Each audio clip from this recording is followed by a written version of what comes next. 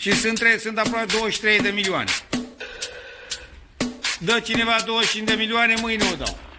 Adică vreau să-mi scot banii. O să spuneți cui.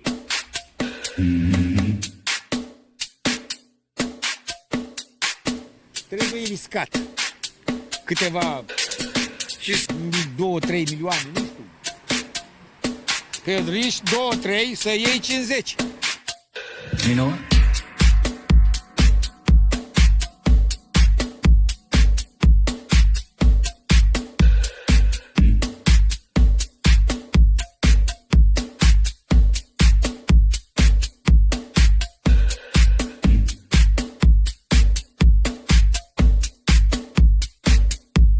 Eu am trecut prin multe bombe, gloanțe, mitraliere, toate am trecut, bombe atomice, le-am trecut și unde sunt viu. I'm not leaving.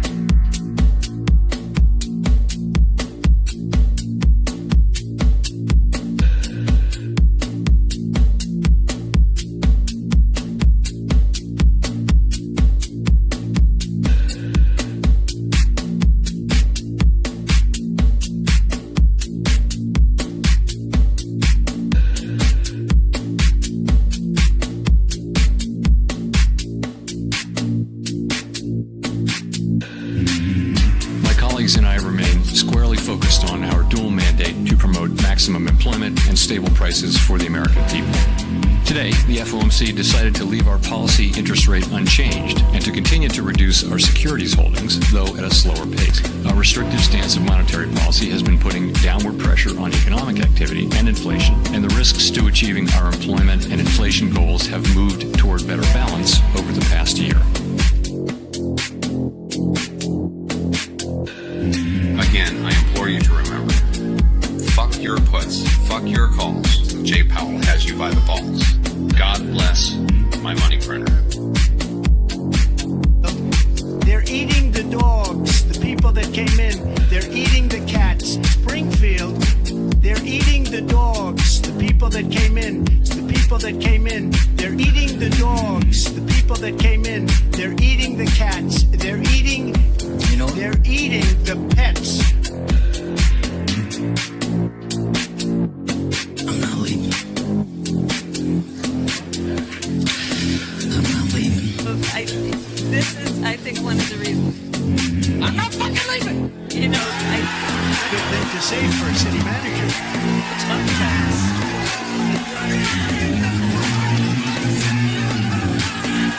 The show goes on. This is my home. They're gonna need a fucking wrecking ball to take me out. Going nowhere. 'Cause I ain't going nowhere. 'Cause I ain't going nowhere. 'Cause I ain't going nowhere. you know, I think one of the reasons why. In Manager. you talk about extreme.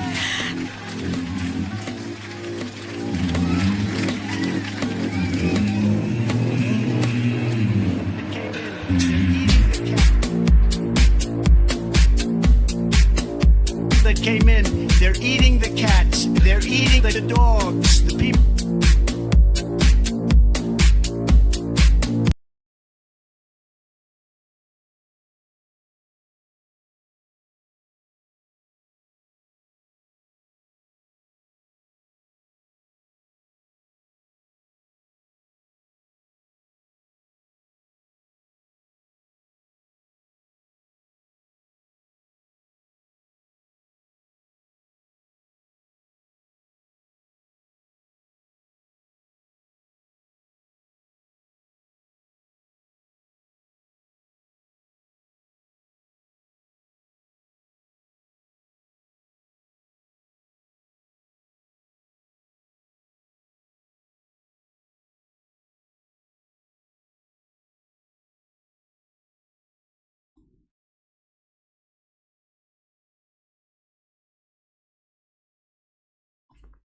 Oh, da, bum, baby, suntem live seara de cripto, episodul 1 din sezonul 8, magie, vrăjitorie, Donald Trump nu se lasă, el la datorie, dar ce datorie, deoarece numai despre el se vorbește peste tot. Donald Trump în sus, Donald Trump în jos, la fel ca piețele financiare, sus, jos, roller coaster masiv pentru anul ăsta 2025, care de-abia a început. A trecut luna ianuarie, suntem în februarie, iar Donald Trump nici măcar n-a fost o lună de zile. Pe 20 face o lună de zile de când a devenit președintele SUA și numai probleme, dar poate și lucruri bune care s-au întâmplat de când a venit. Acum voi decideți dacă a fost bun sau nu pentru cripto, având în vedere ce corecție am avut pe 3 februarie, fix de ziua mea. Deci fix de ziua mea, o zi unică, 3 februarie 2025, care probabil nu se va mai repeta niciodată în felul ăla, cu corecția aia pe care am văzut-o în noaptea aia, 2 spre 3,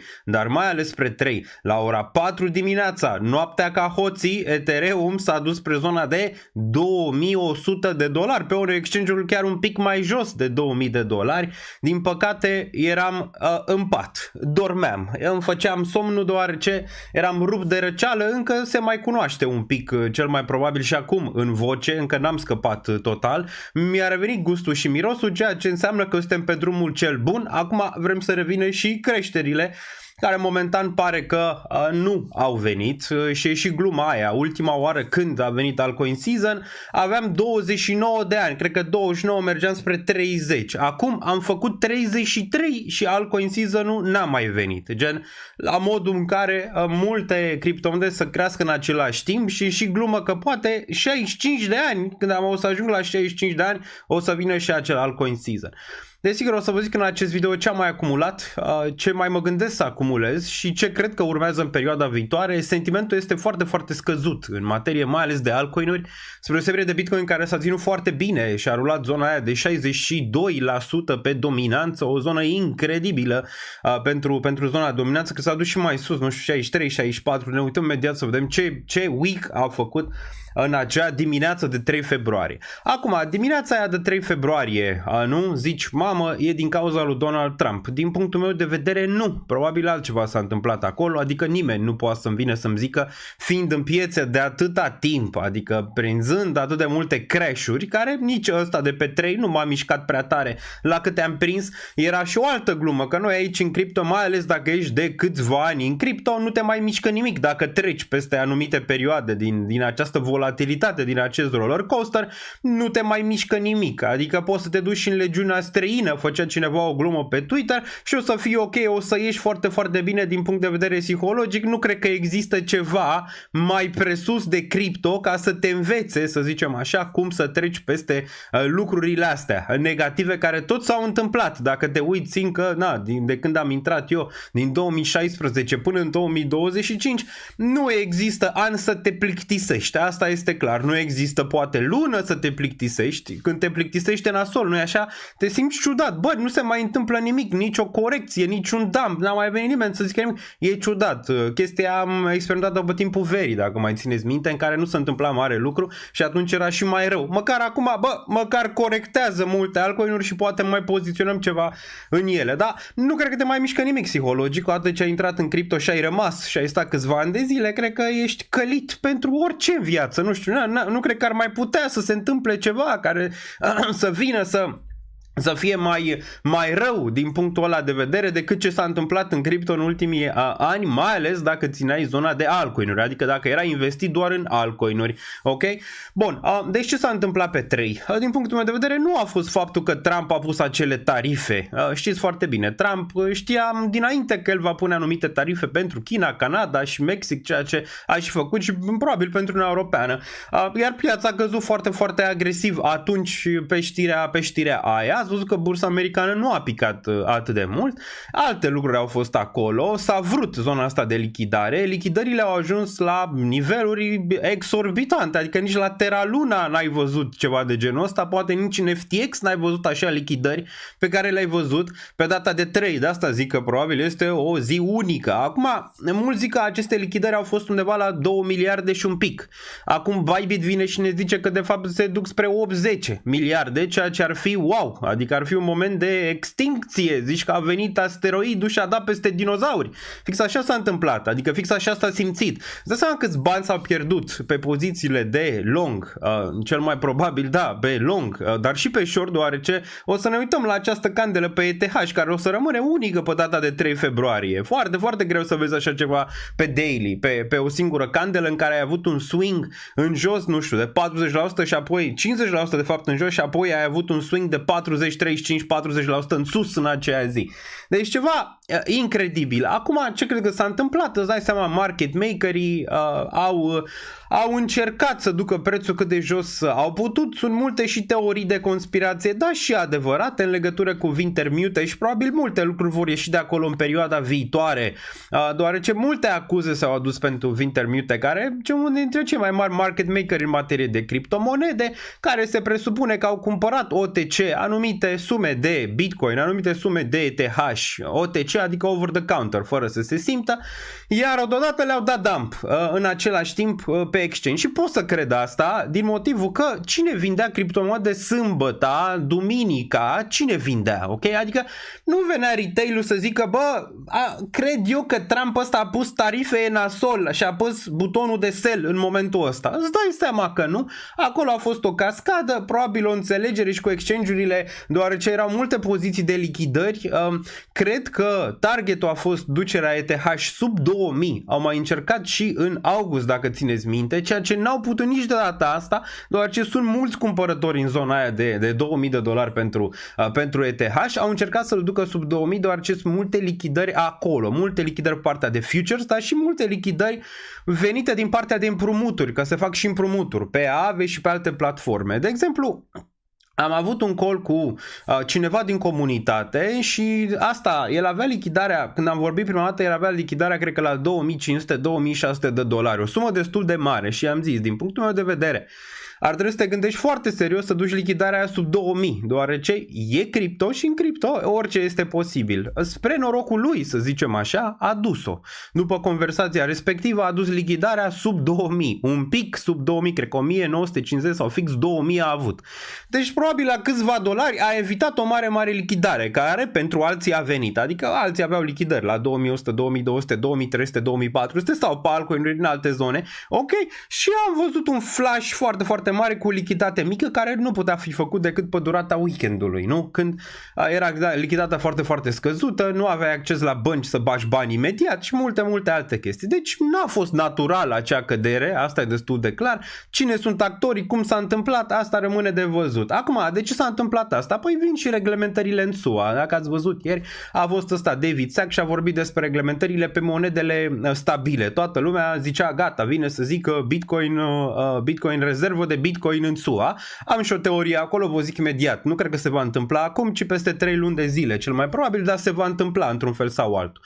David Sachs, desigur, a zis că reglementează aceste monede și odată cu reglementarea lor ați văzut că și Tether a plecat din Statele Unite, s-a dus în El Salvador. De ce s-a dus în El Salvador? Păi știa că vine această reglementare pentru aceste monede stabile, vor face USDC-ul cel mai probabil va deveni, după cum am zis cu 2 ani de zile, va deveni CBDC-ul Statelor Unite, cu Coinbase, cu BlackRock, adică în momentul de față, ca tu să poți să ai control asupra pieței de criptomonede, nu poți face decât prin a da actorii negativi la o parte, am văzut că l-a dat pe Sam Bankman-Fried și acum o să urmeze market maker de la Binance, Wintermute și ăștia îi dau la o parte pe toți, adică îi iau, îi știu cum manipulează piețele și toate cele.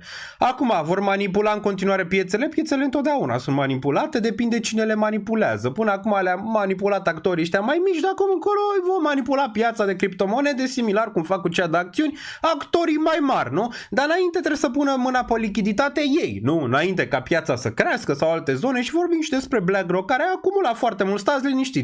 Cei care ați vândut pe corecția respectivă, ați vândut la BlackRock și acum vă zic la ETH, nu? Că ăla e principalul target, ăla a fost principalul target de a aduce ETH cât mai jos, ok? Iar BlackRock a cumpărat. Acum vorbim de BlackRock, nu vorbim de BlackRock doar compania că a cumpărat BlackRock, nu. Clienții BlackRock, ok, care sunt clienți mari, nu? Clienți mari pe care îi are BlackRock, îi au cumpărat. Deci stați liniștiți că au ei suficienți bani, n-aveți voi monede să le vindeți, câți bani au bani clienții lui BlackRock să cumpere ETH în continuare și Bitcoin și ce are utilitate pe termen lung, ok?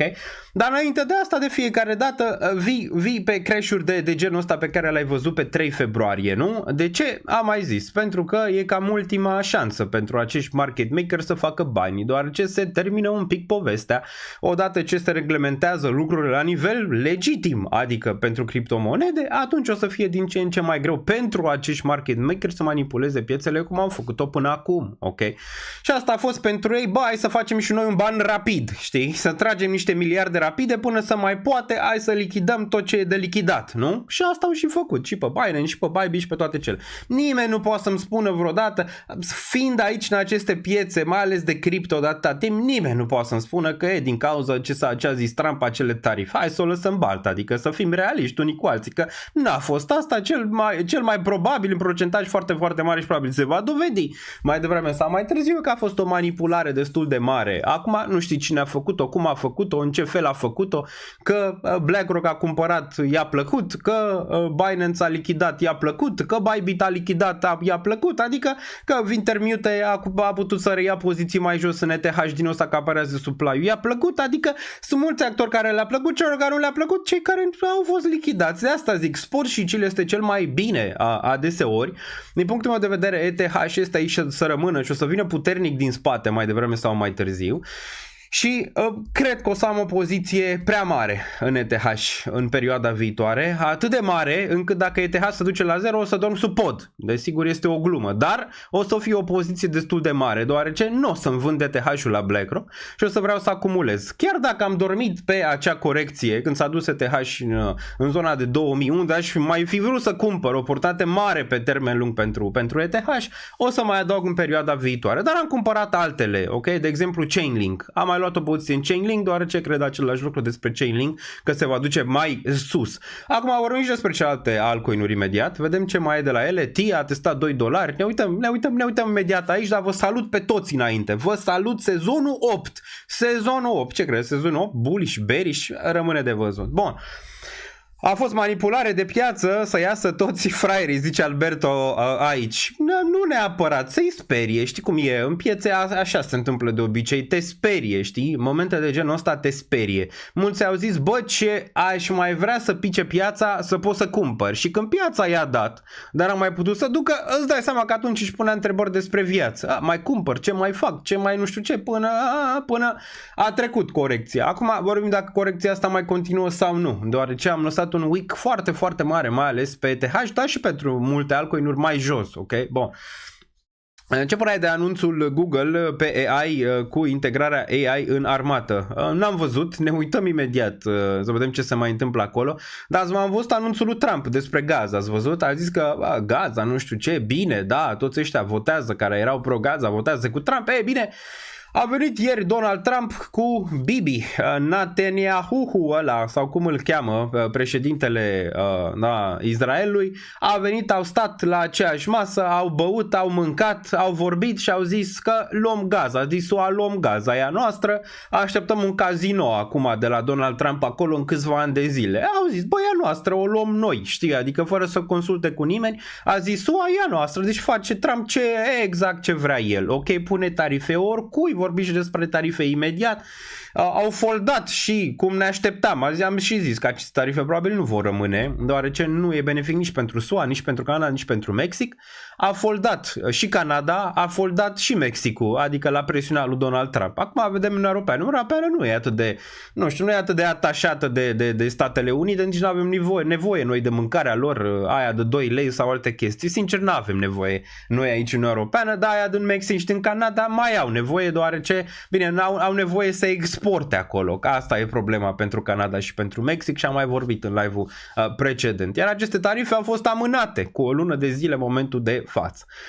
O să mai vorbim și despre piața muncii, deoarece avem lucruri în contradictoriu de acolo. Ieri am văzut niște date bune, astăzi am văzut niște date proaste. Vedem ce date vedem vineri, deoarece o să conteze foarte mult dacă vedem bottom-ul pe piețe și mai ales în cripto, vineri, de la piața muncii în șomaj. Și da, vom avea live. Cred că este un moment important în care o să facem și mai mult conținut decât am făcut până acum și o să fim împreună fix la aceste momente foarte, foarte importante. Deci live vom avea din nou vineri, asta ca să știți, la șomaj undeva pe la ora 3 jumate ora României, o să începem undeva pe la 3 și un sfert sau 3, rămâne de văzut.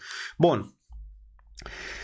Netanyahu, da, un nume mai pompos nu putea să-i pună Măsaș cu tasul. Nu mai am lichiditate să cumpăr, nu am luat profit deloc în decembrie.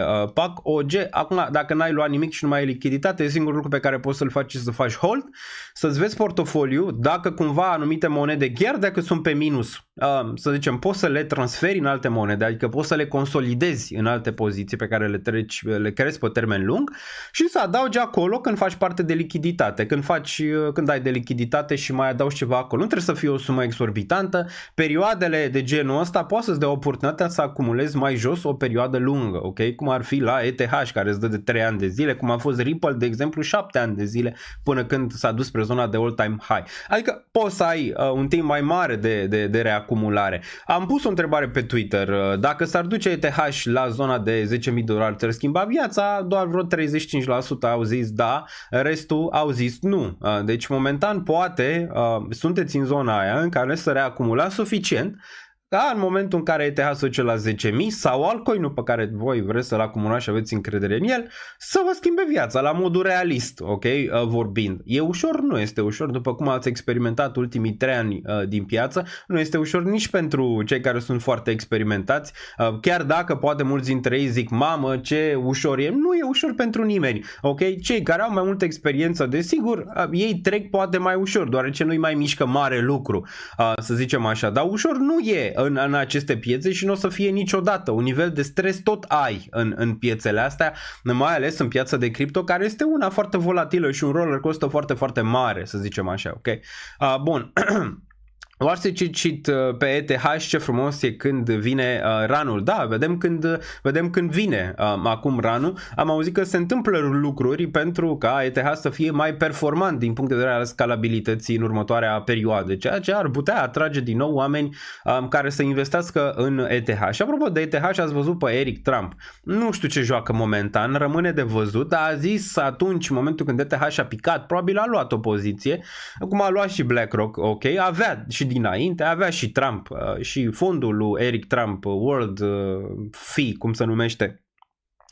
Intrăm imediat pe Twitter să vedem. Deci fondul lui, al lui Eric Trump, a zis pe Twitter, Eric Trump, da, e momentul să cumpărăm ETH și cred în ETH acum, știi? Thank me later, adică mulțumește mai târziu. Rămâne de văzut ce idee au, ce știu că vine, habar n-am, rămâne de văzut, dar din nou ETH și am zis, mă duc cu el până la capăt, nu, la cum m-am dus și cu Bitcoin până acum, de câte ori s-a dus la zero, m-am dus cu el până la capăt, așa o să mă duc și cu ETH și până la capăt și poate cu alte cripto unde vorbim imediat, ok? Adică nu o să fie nimeni să mă scoată în momentul de față de poziția de ETH, adică nimeni, poate să o ducă oriunde vor ei, adică oriunde vor, n-are nicio șansă să mă scoată în poziția de ETH pe care o am, o să cumpăr în continuare, dacă e nevoie în perioada viitoare ETH, deoarece cred, ok? Cred că mai devreme sau mai târziu să aibă o performanță foarte, foarte mare și o oportunitate foarte, foarte mare, dacă te uiți în viitor la nivel de ETH. Bun. Bun, pe tine ce te stresează sau te-ar putea stresa? Nu neapărat corecțiile, ci deciziile pe care trebuie să le iau și desigur live-urile pe care trebuie să le fac și lucrurile pe care trebuie să le spun, adică lucrurile nu sunt ușoare, știi? Adică toți vor să fie, de exemplu, în pielea lui Daniel Niță când piața urcă, de exemplu, dar nimeni nu cred că ar vrea să fie în pielea lui Daniel Niță, poate când piața scade, să zicem așa, ok? E vorba de, nu de stresul pieței, ci a avea o comunitate e mai dificil decât crezi, din multe perspective. Și cei care, să zicem așa, nu fac treaba asta, zic că este super, super ușor, iar nivelul de stres este foarte, foarte scăzut. Depinde și de tine ca persoană cum ești și cum le balancezi, dar nu există să n-ai stres, adică să stai să n-ai stres, gata, vine banii, facem treabă, adică investim, facem, nu există așa ceva, un nivel de stres există, dar să știi să-l balancezi, ok? Și oricine vă zice că, mamă, cât de ușor a fost și cât de ușor au trecut perioadele, n-au fost perioade ușoare, ok? Au fost și perioade bune, dar în niciun caz perioade super, super ușoare, mai ales în materie de cripto, dar zic eu că le-am trecut destul de bine, cel puțin până acum. Am și pus aici, ați văzut pe tastatură după ultima corecție, văd aici că 57% nu, deci 57% încă un stomac foarte, foarte puternic și sunt mândru de asta. Ceilalți de 43% e ok, vomitați, vă ridicați, vă luați vomitătura, o dați la o parte, poate vine alta, important este să mergeți mai departe și să nu renunțați, ok? Asta e foarte, foarte important, să nu renunțați. Bun. Ar merge un credit acum pentru acumulare. De ce ai vrea să faci credit când poți să acumulezi frumos cu banii pe care îi ai? De ce vrei să faci un credit și să te îngropi mai mult, știi, în situație? Dar dacă îți permiți, adică am mai vorbit despre credite, dacă tu îți permiți să faci asta, e ok, adică dacă ai un job foarte stabil și lichiditate, de ce nu? Poți să o faci, dar dacă iei un credit și îți iei de la gură, nu este extraordinar. Bun, de acord, e o linie fină, dar mi se pare mai greu decât în bear market, incomparabil chiar, da, pentru că atunci eram la început de bear market, iar nu erau așteptări. E vorba de așteptări de fiecare dată. Când ai așteptări, atunci în bear market așteptările nu erau atunci pentru performanță, ci erau acum, în momentul ăsta, adică 2024-2025. Iar odată ce așteptarea ai avut-o, Bitcoin ți-a performat, Solana ți-a performat, dar celelalte altcoin-uri pe care le-ai avut n-au performat și stau foarte, foarte jos, asta te aduce un grad de depresie pe care tu aveai o așteptare, ok? Se întâmplă chestia respectivă. Dacă n-aveai Bitcoin, de exemplu, deloc, dacă, de exemplu, aveai numai altcoin-uri care n-au performat, atunci depresia este și mai mare, uitându-te că Bitcoin performează, tu n-ai deloc în portofoliu, uitându-te că ETH, na, e așa cum e, totuși e stabil față de 2022 când era la $1000, acum e 2700. Cât de cât stabil, poți să-i zici stablecoin. Dar așa acolo e o dezamăgire, știi că bă, n-a performat atât de bine ETH, bă, dar putea și mai rău, dacă eram în altcoin-uri, eram și mai depresiv. Acum, desigur, dacă aveai o împărțire bună, aveai și ceva Solana, aveai și ceva BTC, aveai și ceva ETH, aveai și ceva SUI și mai aveai și celelalte care n-au performat, nu era durerea atât de mare, ok?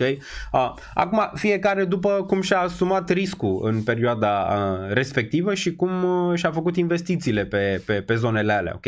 Cei noi nu sunt atât de impactați, adică cei care au intrat 2024, de exemplu, 2025, încă sunt răbdători, încă încearcă să reacumuleze și văd oportunitatea acolo. Acum e foarte interesant ceva, văd că crezi vizualizările peste tot când piața scade față de 2024, 2023, dar mai ales 2024 când piața creștea. Vizualizările erau la același nivel sau chiar scăzute și nu erau oameni noi, deoarece nu era niciun fel de interes. Acum pare că e interes, asta mă duce cu gândul că poate mulți au niște bani la saltea și ar vrea să îi bage în piețe pe momentele astea și atunci sunt interesați, deoarece mentalitatea românului de multe ori e să strângă foarte mult la saltea, să strângă cash, ca apoi să-i bage în piețe. E și asta o chestie pe care am observat-o. Asta s-a întâmplat și în 2020, de exemplu, când mulți dintre voi atunci ați auzit de cripto și ați început să investiți. Dar de obicei asta se întâmplă la un final, adică se întâmplă când lucrurile sunt în top. Ok? De-abia atunci se întâmplă, nu momentul când, de exemplu, ETH n-a făcut absolut nimic, multe altcoin n-au făcut absolut nimic. Bitcoin, dar nu investește multă lume în Bitcoin. Adică să uite la Bitcoin, zice, de ce să bag $1000 în Bitcoin să-mi facă $2000? Mai bine mi iau un risc mai mare și investesc în altcoin-urile astea de aici, ok? Dar observ că vine lume nouă. Poate știi în perspectiva faptului că am început să fac videouri, doar ce live-urile astea nu atrag oameni noi pe care le fac eu aici, foarte puțini, deoarece aceste live-uri sunt date doar celor care sunt foarte interesați de domeniu, nu gamei largi de populații care, na, vine cineva, apasă un subscribe, nu mai vine peste 7 luni, mai vine o dată, știi, adică.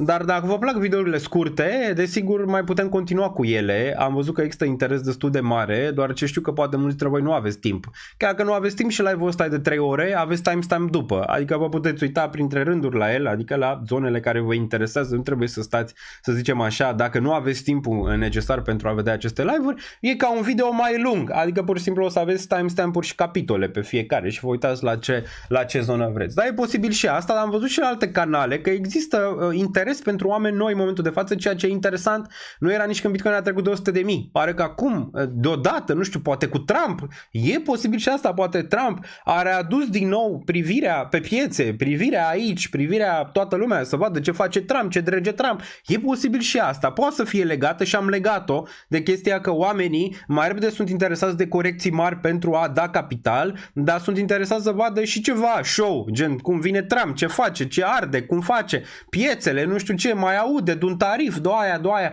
Cred că da, cred că e o îmbinare de genul ăsta. Imaginați dacă ar mai veni și un crash mai mare pe piețele financiare și atunci din nou și mai mulți oameni probabil ar fi interesați. Acum vorbeam eu ceva de generații. Nu cred că mai durează mult până când se face din nou schimbarea de generații. Generația noastră 2020, generația noastră zic a majorității, nu neapărat eu personal. Majoritatea a auzit de piețele financiare și aici vorbim de acțiuni, dar și de criptomonede în 2020 pe acel COVID crash. Doar și toată lumea a stat în casă. Până atunci nu era interes din partea generației mele atât de mare pentru investiții cât a fost după momentul ăla. Desigur a ajutat și Elon Musk, nu? În 2021, care multă lume la fel ca acum cu Trump, știi, auzi, mamă, Elon Musk, Dogecoin, Tesla, uite crește, uite face, apoi mai avut Nvidia, apoi mai avut AI-ul.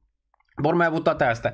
Deci ai un ciclu. Ciclul ăsta durează 5-6 ani, poate 8, depinde. Între 5 și 8 ani este de obicei această zonă de ciclicitate a generațiilor.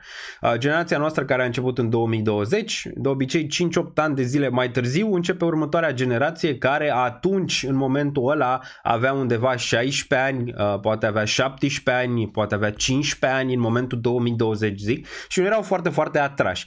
Dar ușor, cred, mergând spre 2026, 2027, 2028 se face schimbul de generații din nou. Noi o să devenim bătrâni. Eu am făcut 33 de ani, de exemplu. La 35 încolo, deja gata, ești în altă generație, se face schimbul de generații foarte, foarte ușor de la 35 în sus, ok? Dar ce m-am uitat foarte atent pe stats, 24-35, cam e top la nivel la cine se uită la acest content în momentul de față, nu numai la mine, dar și la alții, ok? Bun, și odată ce treci de zona respectivă, vin cei din nou care fac 24-30, nu? Sau 22, 24, 26, 30, ok? Care or să fie interesați. Deci se schimbă un pic generația. Unde e generația aia acum? Generația aia acum unde eram și noi în trecut. Adică nu ne păsa de nimic. Ne uitam la unul care făcea content să râdă pe internet, ne uitam la ăla, uite ăla mai joacă nu știu ce pariuri, uite o păcănea, uite o daia, uite pe Shelly, uite pe aia, uite Beach Please, uite nu știu, noi aveam altceva, BUG Mafia și alte chestii, cluburi și alte chestii în generația noastră care nu ne interesa, știi? Adică nu știu, ne uitam la televizor, erau niște show-uri de-astea, Vacanța Mare și alte chestii. Dar nu ne interesau piețele financiare până mai târziu, până când creșteai un pic. Asta ar însemna, da, între 2025 și 2028, adică acum, mai repede între 2026 și 2028, a zice că urmează următoarea generație. Întrebarea e, următoarea generație la ce va fi? Pe ce zonă va veni? De unde va veni? De obicei, schimbul între generații vine într-un fel pe o corecție mare. De exemplu, cei din trecut, înainte să intrăm noi, au intrat în 2008, asta ca să înțelegeți, iar ceilalți înaintea lor au intrat în 2000, în dot-com bubble.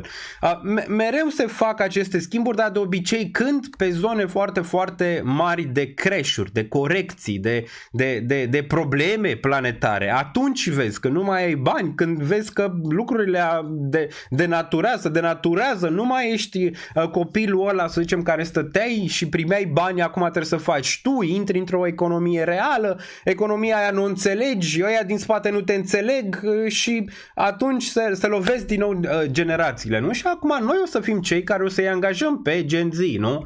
Noi vorbesc de cei care acum avem 35, 33, 37 în zona respectivă. Noi acum o să dăm de Gen Z și o să vezi această lovitură între generații, deoarece ei gândesc destul de diferit față de noi în zona de muncă, cum noi am gândit foarte diferit de generația precedentă, știi, în zona de muncă și eram poate mai interesați de partea de tech, de partea de calculatoare, de laptop, de alte zone. Dar întrebarea e unde vor intra, adică banii întotdeauna se vor duce, că ăștia vor face și ei bani, chiar dacă se preconizează că ar face mai puțin decât generația noastră, iar noi am făcut mai puțin decât generația precedentă la nivel de valoare, adică la ce am putea cumpăra din cauza inflației, nu? Dar banii ăștia probabil se vor duce undeva pe care ei o să-i facă, nu? Și atunci unde se vor duce banii respectivi? Când vor înțelege partea de economie, când vor înțelege partea de piețe, când vor înțelege că trebuie să facă ceva cu banii lor, când vor înțelege că viața este grea și toate chestiile astea se vor duce, știi, se vor lovi de ziduri și undeva vor veni. Eu zic că cripto e foarte, foarte atractiv în continuare pentru noua generație, cum pentru generația noastră aurul nu era atractiv deloc, adică te uitai la aur, n-avea niciun fel de volatilitate. Mulți urăsc volatilitatea din cripto, da, ea atrage, fie că îți place, fie că nu-ți place. Când vezi așa ceva și uite, ne uităm imediat aici. Nu este desigur pentru cineva care are un stomac nu prea bun, dar când vezi așa ceva aici te sperii un pic, dar totuși există volatilitate. Oamenii sunt atrași de extreme, oamenii sunt atrași în general de volatilitate pe care o vedem aici destul de aprins dacă te uiți pe ETH. ETH din top a picat de aici undeva de la 4000, 48% corecție a avut din top, cum am mai avut și aici, dacă vedem tot 48%, adică destul de relevant și destul de apropiat. Momentan n-a făcut absolut nimic decât să stea într-un mare ciop de aici din 13 martie 2024. Dacă facem și zoom out din nou, a stat într-un mare ciop de o mai lungă perioadă, dacă observăm aici, deoarece n-a mai pupat peste regiunea de all-time high din 2021 noiembrie, ok? De aici din regiunea asta. Dacă îmi vezi ziua asta care o să rămână o zi marcantă aici, adică asta nu se compară, aici n-ai avut așa ceva, dacă te uiți aici, deci ai avut o corecție pe daily și ai închis verde aici. E ceva, pe ziua mea nu o să uiți asta niciodată, adică ziua lui Daniel Niță poți să o marchez pe asta, ziua lui Daniel Niță aici. Parcă piața aștepta să vină ziua lui Daniel Niță să facă o chestie de genul ăsta. Na, intrăm și în zodia vărsătorului, nu? Care este o zodie foarte imprevizibilă, foarte visătoare, foarte cu capul în nord de obicei, ok? Și poți să observi asta și aici pe grafic. Dacă te uiți aici, ai regiunea asta de minus 28%, deci ce a făcut aici. Minus 28% și vorbim de regiunea asta, nu vorbim că ăsta a tranzacționat la 3400, dacă ne uităm de aici, ia vedem cât a făcut. A făcut minus 39%, deci minus 39% o candelă de $1000 aproape pe daily și de aici mai mult $1000, că vorbeam noi că la un moment dat ETH va urca $1000. Între timp a scăzut $1000, dacă vedem aici, aproape într-o zi. Aproape într-o zi, wipeout. Wipeout $1000. Numai că a scăzut. Pe urmă ce s-a întâmplat din bottom ăsta de aici? Mulți au și shortat aici, îți dai seama. Deci mulți erau long aici, i-a nenorocit, a spus 10 miliarde și apoi i-a nenorocit și pe ăștia. După ce au pus poziții de shortaj, i-a nenorocit, iar a făcut 38%. Deci 38% urcare versus aici, dacă ne uităm, undeva la minus 27% scădere aici, într-o singură zi.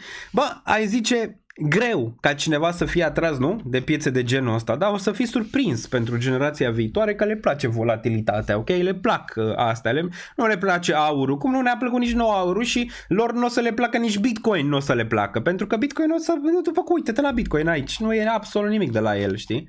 Nu e absolut nimic de la Bitcoin. Dacă te uiți aici, ce a făcut Bitcoin? A testat unde și ziceam, că testează 92.000. Adică asta era analiza în materie de Bitcoin, dacă mai țineți minte înainte de crash. Putem să vedem aici 91.6. 92.000. N-a făcut nimic. Aici volatilitatea. Bitcoin din nou pare că din ce în ce mai mult ia traseul pe care l-a avut aurul în trecut și încearcă ca volatilitatea să fie din ce în ce mai redusă aici față de celelalte altcoin, inclusiv ETH, care are în momentul de față un ETF. Ok, bun. Bun. Dacă nu am vomitat înseamnă că mai avem mult în jos. Nu neapărat. Deja cred că s-a vomitat de mai multe ori oricum până acum. Ceilalți au avut stomacul un pic mai bun și au fost pregătiți mai bine. De asta n-au vomitat față de cei care au vomitat. Ok. Bun, normal, în volatilitate se fac ușor banii. Nu se fac ușor banii niciodată. Nici din piețe financiare, nici din nimic. Ok. Dacă cineva zice că se fac banii ușor, nu ești unde trebuie. Sau dacă zice cineva că este ușor, nu ești unde trebuie sau te minte. Nu există să faci bani ușor. Bani ușor, nu știu, face cineva care să naște în bani. Dar ăla nu o să înțeleagă niciodată banul, să zicem, și o să fie foarte plictisit de viață. Dacă cineva s-ar naște cu bani, nu știu, s-ar naște, de exemplu, Barron Trump sau oricine altcineva cu miliarde în cont, ăla nu o să, adică nu știe, fac 10 milioane pentru el, e nimic, adică 100 de milioane nici nu mișcă, adică pur și simplu când nu faci tu bani de la zero, nu poți să înțelegi ce înseamnă să ai bani, ok? Niciodată. Și de asta zic, cei care se nasc în bani, pentru ei au o viață foarte monotonă, foarte, a zis pe Barron cât de trist e, nu? Păi, i-a dat asul toți banii de care are nevoie vreodată, nu? Că nu-l ține fără bani. Acum îți dai seama că nu-i dă 11 miliarde pe mână, dar nu cred că trăiește nici rău. Dar nu o să înțeleagă cei care s-au născut în bani, nu o să înțeleagă ce înseamnă să faci bani realist niciodată și ce înseamnă de fapt să pleci de la zero să faci bani. Procesul este foarte interesant și foarte important și te crește ca persoană, adică procesul de a ajunge, nu neapărat de a face bani, de a ajunge la un rezultat, de a pleca din A și a ajunge în B. Ăla e foarte important, procesul, drumul e foarte important și ăla te face. Da, să zic, mulți care ajung de la zero să facă bani, ok, pe o perioadă, nu peste noapte, pe o perioadă de câțiva ani de zile, persoanele alea nu mai poți să le duci în jos vreodată, deoarece chiar dacă se întorc la zero, îți vor face din nou bani mai devreme sau mai târziu, deoarece știu procesul, ok, pur și simplu. Bun. Nordis a făcut bani ușor. Nici Nordis nu cred că a făcut bani ușor. Ok? Nu cred că a făcut bani ușor. Nici Nordis. Multe chestii care trebuie să le pui la punct și când vrei să furi. Adică nu e chiar atât de ușor pe cât crezi tu să furi. Nici aia n-au făcut bani ușor. Bun. Sincer, este foarte riscant. Ce este foarte riscant? Leverage, volatilitate, cripto, orice este riscant, inclusiv viața este riscantă. Adică inclusiv dacă treci pe trotuarul X sau Y poți fi riscant. Adică ce e riscant? Riscant trebuie să-ți înțelegi riscul tău propriu și să știi limitele pe care le ai, deoarece orice om are niște limite, trebuie să ți le știi, mai ales în materie de piețe financiare. Dacă nu le știi, stai liniștit că ți le arată piața, în fiecare zi ți arată câte limite ai și care e limita pe care ar trebui să o setezi pentru data viitoare. Daniel, tu ce ai trebuit dacă ar trebui să acumulezi TIA sau ARB? Mulțumesc. Ne uităm imediat. Zice că ARB-ul va performa lângă ETH spre deosebire de TIA care ar putea avea drumul ei. Adică sunt două chestii diferite. ARB este acest layer 2, iar TIA e ceva nou, ceva pe modularitate pe care piața încă nu înțelege. Okay? Dacă ar fi ceva, să zicem, din tot ce a picat acum, care ar putea avea un traseu foarte bullish în viitor, probabil ar fi printre monede, mai multe dintre ele ar fi TIA, deoarece partea de modularitate încă nu este înțeleasă la adevărata ei valoare, încă, și e foarte posibil să revină foarte puternic când dă vibe-uri de Solana, TIA, chiar dacă piața se mișcă un pic diferit față de ce s-a mișcat 2020-2021 în materie de altcoin-uri, pare un delay față de ciclul precedent în materie de performanță a altcoin-urilor. Dacă ar fi să repete regiunea respectivă, Celestia e ceva care îmi dă acel vibe. La fel și Solana, momentele grele făceau hackathon-uri, făceau construire pe blockchain, făceau multe chestii de genul ăsta community-wise. Și TIA are ceva cum dacă te uiți la ei și au și activitate. Și cred eu că data availability, ce vrea să facă Celestia, va fi destul de importantă și în viitor pentru blockchain. Deci nu e ceva care, să zicem așa, dispare din punctul ăsta de vedere. Dar na, piața poate să rămână foarte volatilă și neașteptată pentru tine o perioadă mai lungă decât crezi tu, ok? Iar lichiditatea poate să se ducă mai, adică tu poți să bagi prea multă lichiditate prea devreme să crezi că acum este bottom și asta să continue o perioadă să fie în incertitudine o perioadă mai lungă decât tu ți-ai imaginat, ok? Bun. Îmi dă vibe, Celestia îmi dă vibe de Solana, din multe puncte de vedere, nu numai al prețului, dar îmi dă vibe și al comunității îmi dă vibe, adică poți să vă uitați și la ei pe Twitter și la ce construiești, poți să te uiți și în GitHub și în alte zone, există activitate acolo, există ceva și piața poate să rămână, cum am zis, imprevizibil o perioadă mai lungă, asta nu înseamnă neapărat că TIA nu-și va reveni, nu e nevoie decât de 2 luni să-și revină. Bun. Bro, ne-ai tâmpit cutia. Știi măcar ce e la blockchain modular? Nu știu, domnule Constantin Dogaru. Sunt aici de 2 luni de zile. Ia explică-mi tu ce este blockchain modular. Sau doar ți se pare că sună futuristic. Dar tu știi? Ia, explică-ne. Stai că e aici Constantin. Întotdeauna e cineva care se crede mai deștept, ok, decât tine, ok? Bun, da, m-am interesat ce este blockchain modular. Nu sunt dev, adică n-aș putea să-ți explic exact ce se întâmplă în spate, dar vorbesc cu mai mulți oameni care construiesc, de exemplu pe Cosmos, care construiesc chiar și pe Solana și mi-au zis că, bă, asta e posibil să aibă un viitor, partea asta de modularitate în următorii ani, ok? Nu înseamnă că eu știu exact, ci mă duc la oameni care ei știu mai bine, ok? Că nu pot să știu tot ce ține de deep down în blockchain. Okay? Bun. Daniel, ești tânăr, frate, ce Cristian X aici. Tânăr, bătrân, astea sunt doar niște cifre în general. Poți să fii cât de bătrân vrei tu și la 25 de ani, poți să fii cât de tânăr vrei tu și la 63. Uite la Cristian Țima cât de tânăr pare. Ok? Pe lângă mulți la vârsta lui de 63 de ani, cred că 63 are. Ok? Și alții la, nu știu, 30-25 par mai bătrâni decât Cristian Țima, de exemplu. Deci da, e pur și simplu cum vrei tu. Clar că ai mai multe limitări odată ce crești în vârstă, nu? Față de 30 de ani, 25 de ani, dar vii și cu mai multă putere de a asimila informația din trecut pe care ai avut-o, nu? Și ai tot asimilat anumite informații și ai văzut chestii foarte, foarte multe în trecut.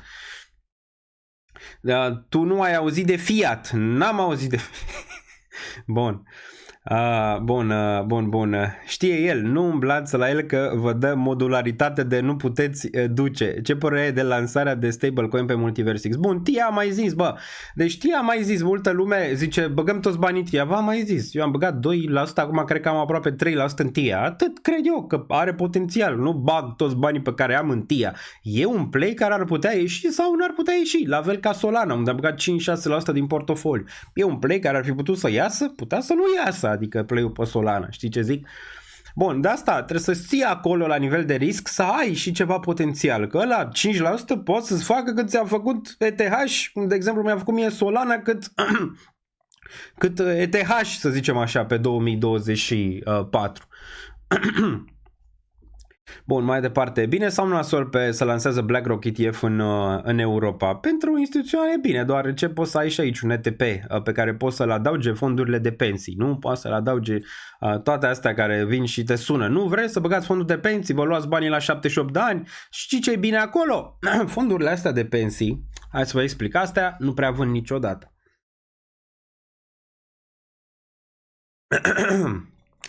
Deoarece ele privesc, băgăm acum, ne diversificăm portofoliul, ele așa le vorbesc în termen de diversificare de portofoliu. Diversificăm și 2% în cripto, nu? Și ce avem cripto? BTC și ETH. Păi astea două le diversificăm. Vând aia? Nu mai vând. Adică fondurile de pensii, îți dai seama, îi diversifică, îți lasă ani de zile, deoarece clienții lor nu vor peste noapte, cum vrem noi aici. Adică cineva care investește într-un fond de pensii și bagă, vrea la pensie. Are 30 de ani și a banii la 65. Până atunci poți să fii liniștit că ea nu or să-ți vândă prea mult din fondurile de pensii. Deci e bine. La asta și la fondurile de pensii din SUA și altele, ăștia nu vor să-și ia imediat banii înapoi. Ceea ce este fenomenal, îți dai seama, când fondurile de pensii investesc. Este grozav, de asta investești și în acțiuni, de asta și acțiunile au fost atât de stabile până acum, doar ce ai lichiditate mult mai multă și o să aducă lichiditate și în partea de cripto mult mai multă. Deci o văd net pozitiv oricum. Bun. Vorbim și despre cripto aici, impozitare pe tranzacții cripto. Da, de la taxe zero ne dau taxe de nu putem să le ducem. Ce s-a mai întâmplat cu taxe zero? Nu s-a mai întâmplat. Probabil a venit Deep State-ul și a zis ce facem, mă, dăm taxe zero la cripto? Nu e bine, nu e bine. S-a mai auzit ceva de taxe zero? Știu că Iohannis a trimis-o înapoi în Parlament și apoi nu știu ce s-a întâmplat mai departe. Partea de storage, Walrus e un competitor direct pentru Celestia și Filecoin, iar Walrus e dezvoltat de Matin Labs, cei care sunt în spatele SUI. Interesant dacă sunt cei de la Matin Labs de care am auzit, de Walrus n-am auzit, dar uite o să-mi notez să văd ce este. Dar data o să continue să fie importantă în viitor, deoarece fără date n-ai cum. De exemplu Filecoin, da? Filecoin foarte bine, au și profit compania, tot că nu e vai mama lui, știi ce zic? Bun. Mai departe și mai e desigur și Arweave, care e foarte important. Ai mai luat Manta? Nu. Aștept să pice mai mult, ca să pot să-mi trag prețul mediu mai bine. Pe Tradeville am înțeles că se va putea cumpăra BTC. Da, acum i-am zis lui domnul Țima în podcastul pe care l-am avut cu el, o să poată să cumpere BTC și de la bancă. Nu e niciun fel de problemă, să stea fără grijă. O să poată să pună colateral și tot ce vrea el. Ați văzut că s-a updatat acum în SUA acel FDIC pentru bănci și o să poată să dețină și ei Bitcoin. O să vedeți că nu o să mai dureze mult, vă ziceam din 2021, dacă mai țineți minte, chiar și din trecut. Că o să puteți cumpăra Bitcoin de la bancă mai devreme sau mai târziu, ok? Asta că vreți să o faceți, puteți cumpăra și din alte zone. Dacă vreți, face și storage, băncile poate să țină și Bitcoin-ul, nu e niciun fel de problemă, poate să-l țină cum ții tu. În portofoliu o să țină și băncile în viitor. Nu e niciun fel de problemă, ok? Cripto e prea târziu să dispară, o să facă parte din sistemul financiar, asta este clar, e și bine, desigur este și rău, așa din sistemul financiar se mișcă mai greu. Din perspectiva că ei nu vor gain-uri imediat, cum vrem noi aici. O piață este foarte interesantă când ea este neînțeleasă. Acum apare că se începe înțelegerea acestei piețe din ce în ce mai mult. Și asta însemna că volatilitatea se va domoli, mai ales pe Bitcoin, dar și pe ETH. Pe celelalte nu. Încă o să mai ai volatilitate, depinde ce se registrează cu SEC-ul, ce nu se registrează cu SEC-ul. În Statele Unite la nivel de proiecte, dar am văzut că și cele care nu se înregistrează sunt ok. Și asta a și zis și SEC-ul, acum fără Gary Gensler, a zis că da, sunt ok și alea, dar să nu te surprind dacă bagi într-un token și îți pierzi banii. E fix problema ta, știi, personală. Dacă vrei să investești în tokenul X, în Trump, sau vrei să investești în ETH, știi, care poate să aibă o utilitate pe termen lung. E fix problema ta dacă pe urmă Trump se duce la zero, nu? Asta zic. Și asta trebuie să fie normal. Și să nu te duci la guvern să te scoată din rahat, nu? Când pică Terra Luna și când pică FTX. Clar nu. Asta înseamnă descentralizare în mare parte, ai și plusuri, ai și minusuri din punctul ăla de vedere. Da, am văzut în România, acum vor să facă rapid reglementarea pe criptomonede. Văzusem pe ProTV sau nu știu, pe Antenă, nu mai știu unde era, văzusem un reportaj că ar vrea să reglementeze și ei toate tranzacțiile pentru a avea vizibilitate din ce în ce mai mare.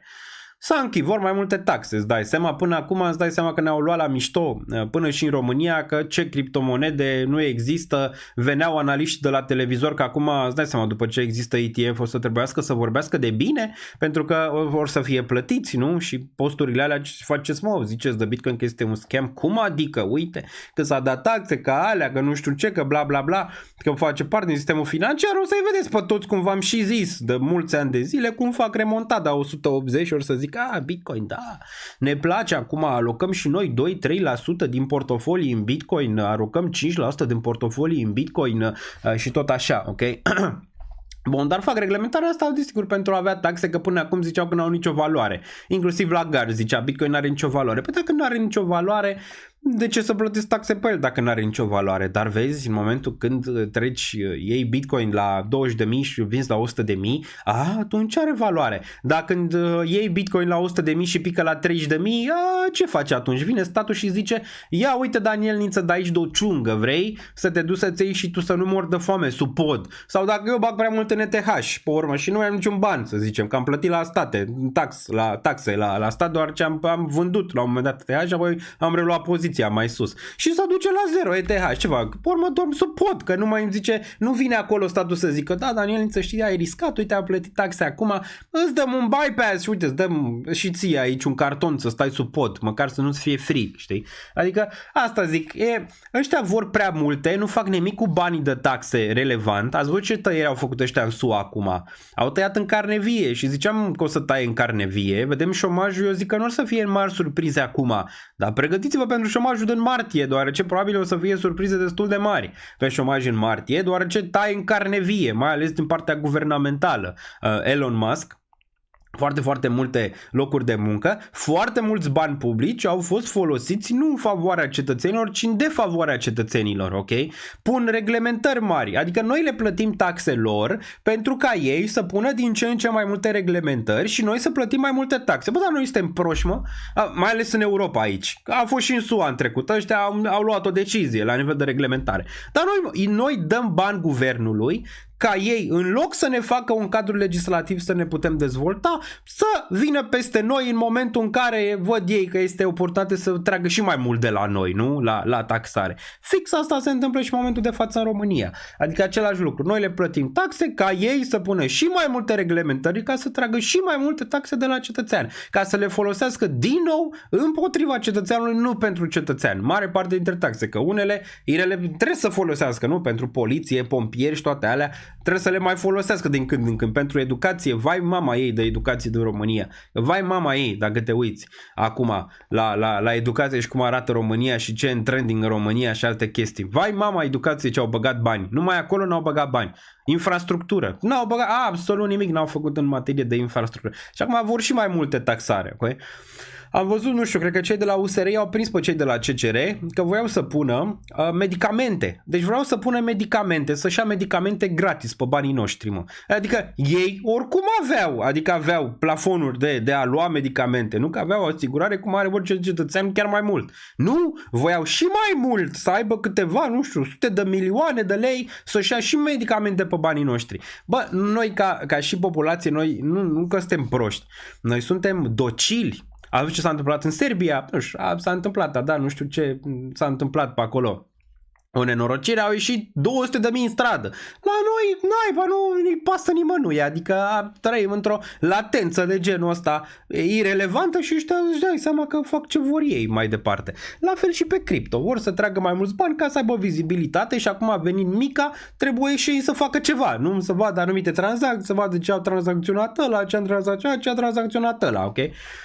Acum vedem ce reglementări se face, poate să fie și benefică dacă o fac benefică. Există creier, rămâne de văzut.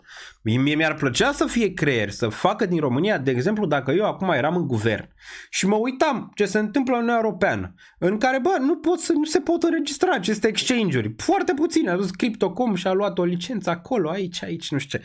Aș face din România un hub în momentul de față pentru partea de reglementată bună piața de criptomonede și exchange-urile să poată să vină la ștea și taxe lor, numai să vină să reglementeze în România, ok? Acele exchange-uri să aibă sediu în România, Binance să aibă sediu în România, Coinbase să aibă sediu în România, Crypto.com să aibă sediu în România, Bybit să aibă sediu în România și să dea, le-aș tăia niște taxe, dar să dea acei bani, le-aș tăia 2-3 ani dacă ai creier, le trai 2-3 ani taxele și apoi îi prinzi, cum a făcut de exemplu Dubai și altele, îi prinzi mai departe și rămân la tine. Dar nu există creier, ok? Dacă ar exista, asta ar face o reglementare mai docilă în România, în tandem cu ce se întâmplă Mica, dar nu chiar la nivelul ăla, doar ce România nu trebuie să execute exact. Fiecare țară poate să aibă legile ei separate față de ce se întâmplă în zona de Mica și ar putea atrage foarte, foarte mult capital din partea de cripto. Există creier? Ce credeți?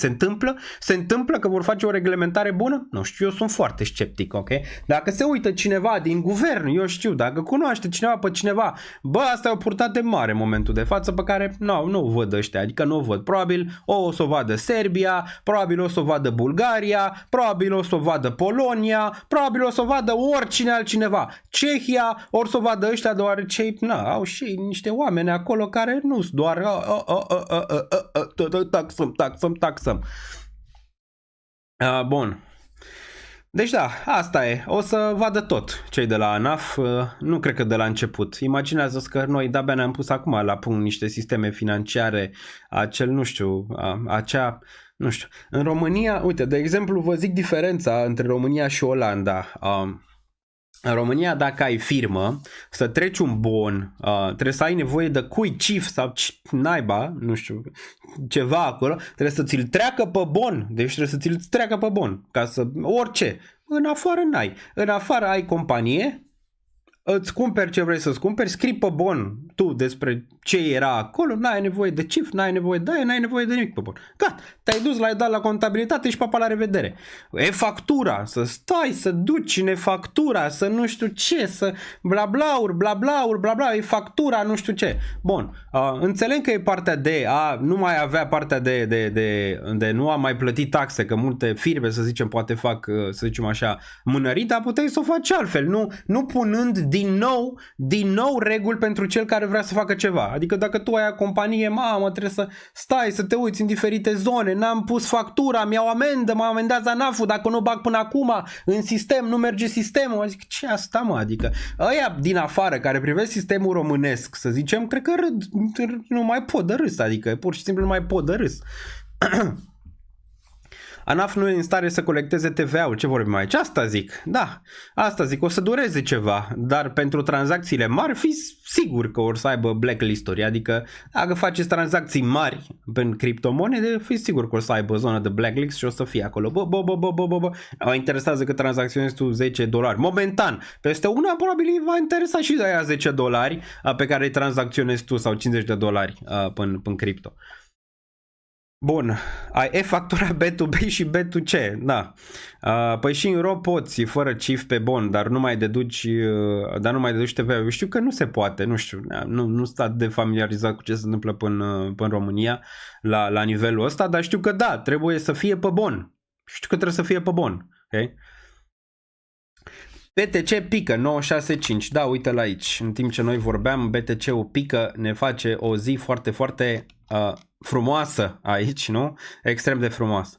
Bun, suntem în sezonul 8 și dacă sunteți membru și aveți cont pe danielniță.ro, puteți accesa o parte din secțiunea de dashboard și imediat vă arăt ce găsiți aici. Este momentan absolut gratuit, vă puteți face cont pe danielniță.ro, o să crească din ce în ce mai mult partea asta și o să avem vizibilități mult mai bune decât le-am avut până acum. Dacă intrați pe danielniță.ro, o să pun imediat o să pun aici pe chat imediat ca să-l vedeți. Bun. Imediat, bun. Deci dacă intrați pe danielniță.ro și vă faceți cont, aveți secțiunea de dashboard. Probabil când apăsați pe secțiunea asta o ce să vă faceți cont. Și aveți secțiunea de dashboard aici. Bun. În secțiunea de dashboard o să găsiți aceste planete, care desigur sunt foarte apropiate de Crypto Bubbles pe care le știți până acum, dar le-am făcut aici planete, ok? Bun. Asta pe telefon încă nu se vede, suntem în secțiunea de beta momentan. Pe desktop se vede bine, pe telefon mai ai nevoie de anumite ajustări, deoarece sunt foarte greu de făcut aceste bule, mai ales în format de telefon. Dar ce o să găsim aici? O să găsim secțiunea de cripto pe care o vedeți aici, oră, zi, săptămână, lună, 3 luni. Aici va mai fi adăugat în perioada viitoare și partea de favorite, ok? Deci aici o să aveți și favorite, adică vă puteți adăuga, să nu mai vedeți pe astea toate aici. Poate vreți să vă uitați, nu știu, la Jito, la Ray, la Virtuos, la Pengu, la S&P, la ENA, la Sand, la toate astea. O să le puteți adăuga în favorite și o să puteți să vedeți la fel numai pe alea, adică numai pe alea pe care le vreți voi le puteți vedea acolo, ok? Bun. Aveți aici desigur top 100, top 200, dacă dau eu un zoom out micuț, aveți top 100, top 200 aici, ok? O să fie și un view separat în care o să puteți da și full screen să se vadă mai bine asta în viitor. Desigur până acum puteți da zoom ca să le vedeți aici. Planetele le puteți lua, vă puteți juca cu ele cât vreți voi, la fel ca pe zona de bubbles, ok? Bun. Deci asta este partea de overview. Apoi avem partea de calendar. Aici, calendar economic, dacă dăm click, putem să vedem aici calendarul economic, mergem pe 5, de exemplu, dăm la impact ridicat, frumos aici, putem vedea ce s-a întâmplat, de exemplu, astăzi. ADP, Non-Farm Payroll Change, am avut anterior 176.000, actual 183.000 și prognoza era la 184.000. De asta a și picat piața azi, deoarece piața muncii în continuare pare puternică. ISM Services PMI, binișor, aici vedem anterior 54.1 versus 52.8. Asta va fi foarte, foarte ajutător pentru mulți dintre voi mergând în viitor și asta va fi adăugat. Este work in progress, ok?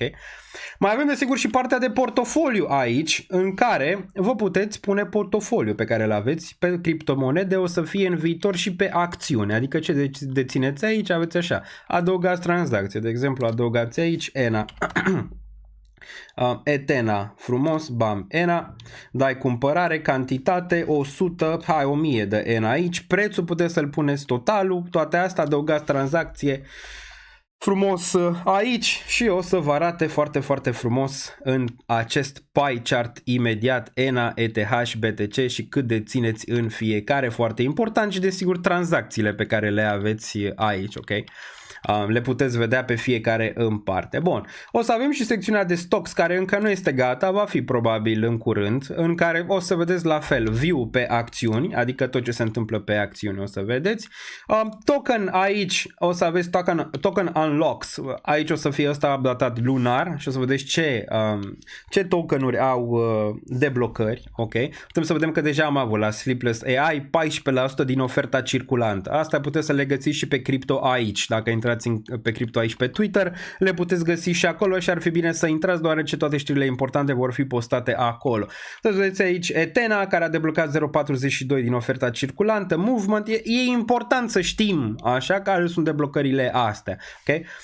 Bun, deci asta mi se pare foarte, foarte important pentru acest dashboard. Desigur o să avem și partea de învață aici o să fie și economie și geopolitică și macro, tot o să fie în regiunea asta, aici o să fie partea de grafice și desigur o să avem și partea de AI și multe alte lucruri care vor fi adăugate aici. O să fie one in all, adică odată ce intrați aici nu o să mai aveți nevoie de nimic, asta va fi făcută și o aplicație mai devreme sau mai târziu în care o să primiți și pop-up-uri când se întâmplă ceva, habar n-am, puteți avea pop-up-uri, o să aveți și un feed în care acest portofoliu o să puteți să-l dați share, nu desigur cu suma, doar în materie de procentaje, o să facem și un top 3 ce deține comunitatea, o să fie din ce în ce mai interesant mergând înainte acest dashboard, ok? Momentan este încă în partea de a-l face, de a-l crea, dar odată ce el o să fie creat, o să fie extrem de ajutător pentru comunitate, ok? Bun, vă puteți juca și voi cu el, puteți intra aici, puteți vedea toate secțiunile astea de aici, de exemplu dacă facem acum un overview pe piață, putem să ne uităm aici pe daily, dacă dăm un zoom, dar nu atât de mare, aici putem să ne uităm la să dăm un refresh rapid. Putem să ne uităm aici Jito, astăzi minus 19,6, Ray aici pe corecție undeva la 16,3, Virtuals, Pengu aici minus 14,21, chiar dacă Pengu a anunțat că, nu știu, arde 13% din supply degeaba, Fetch aici minus 7,8, Solana minus 8,18, Ethena aici minus 13,6. Apropo, dacă cumva apăsați, de exemplu, vreți să vedeți ce se întâmplă cu Ethena, bam, o să vă ducă direct la Ethena și putem să vedem că Ethena pe ultima lună e minus 53% aici Ethena, ok? Putem să vedeți aici în detaliu ce se întâmplă cu Ethena, care este supply-ul, tot le găsiți aici. Desigur ăsta o să trebuiască să fie ajustat să rămână în continuare când acest scroll se duce în jos, ok? Dacă vreți să vă duceți în sus aveți aici un butonaj, bam, vă duceți direct în zona superioară de fiecare dată și o să aveți tot aici. Adică nu o să trebuiască să mai intrați pe 11.000 de site-uri, o să le găsiți pe toate într-un singur loc, ok? Tot ce o să aveți nevoie o să fie aici, ok? Și pentru cei mai ales la început o să fie acest tool extraordinar. Bun. Then breaking news, the Federal Reserve repo facility hit their lowest inventory in 1385 de day. Do you know what's coming? Păi, de obicei asta duce la corecții, nu la pumpuri. Nu știu cum să zic.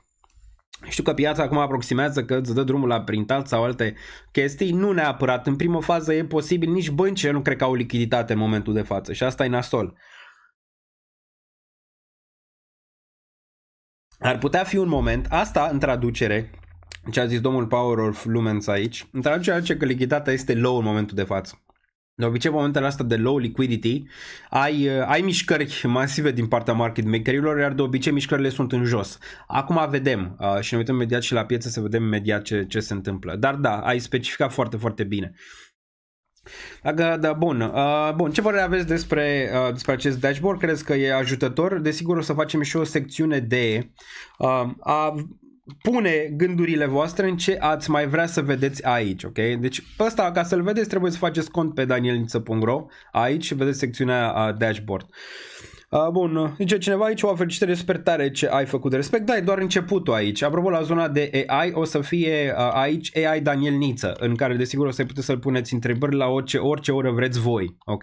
Și o să știe chestii pe care nu le știu mulți, de exemplu, despre Daniel Niță, deoarece eu o să-l antrenez, adică o să-i răspund la foarte, foarte multe întrebări, gen 500, 1000 de întrebări, cel mai probabil, și o să știe mai multe decât De obicei o să vă poate să și vă ajute, desigur, nu la mod de sfat financiar și alte chestii, dar îl puteți interoga în momentul în care, de exemplu, vă treziți la 3 dimineața și Daniel Niță nu e nicăieri. Îl puteți interoga la un moment dat. Multe chestii aici vor fi plasate, dar cred că ăsta este viitorul, adică adică să nu mai stai în 11.000 de aplicații, să intri într-unul și ăla să-ți arate tot. Bun, mișto, place CryptoPlanets. Da, CryptoPlanets, păi oricum tematica era în spațiu, plus noi cu lună, cu stele, cu moon, cu astea, cred că face foarte mare sens aici. Momentan încă mai trebuie câteva chestii de pus la punct, dar cred că momentan arată destul de bine aici momentan.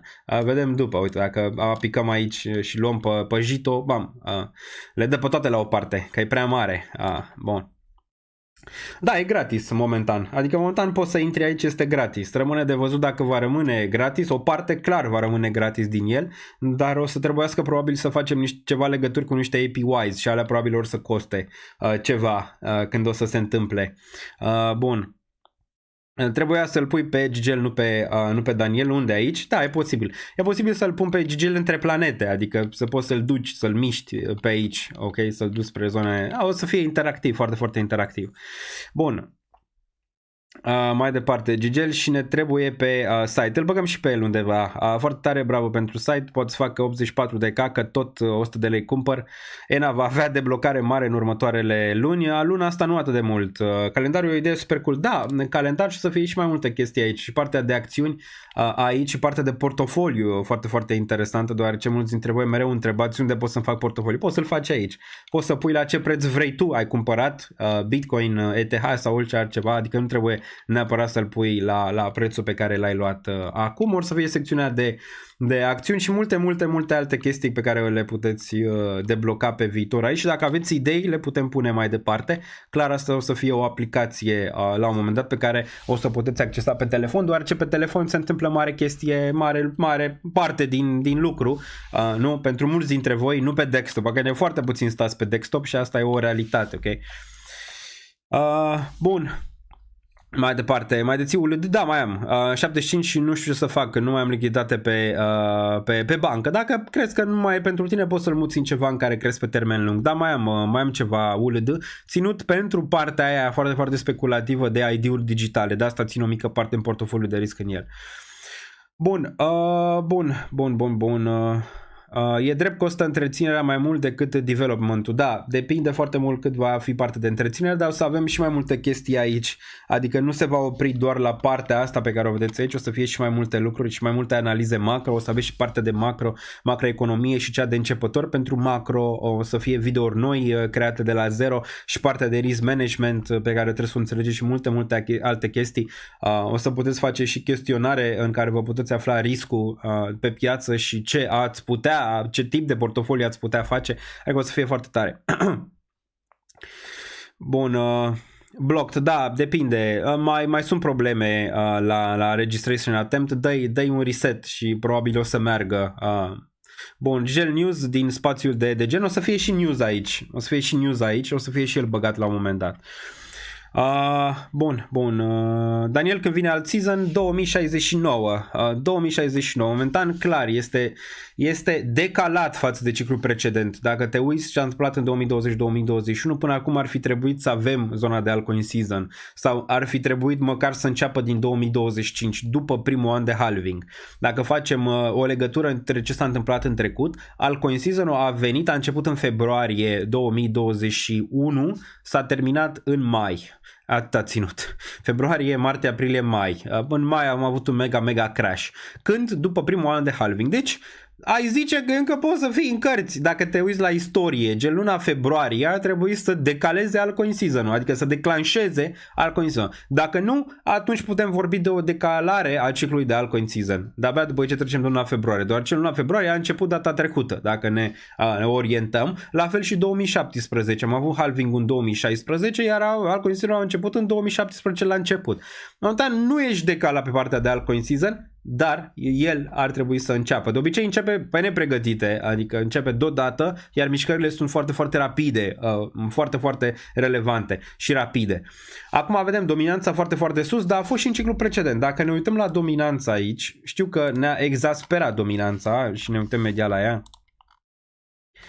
Dacă ne uităm la dominanță, da, 64%, nu 62%, 64% aici a făcut Uica, adică asta era cel mai rău caz în materie de dominanță, acum mai țineți minte, 64-75.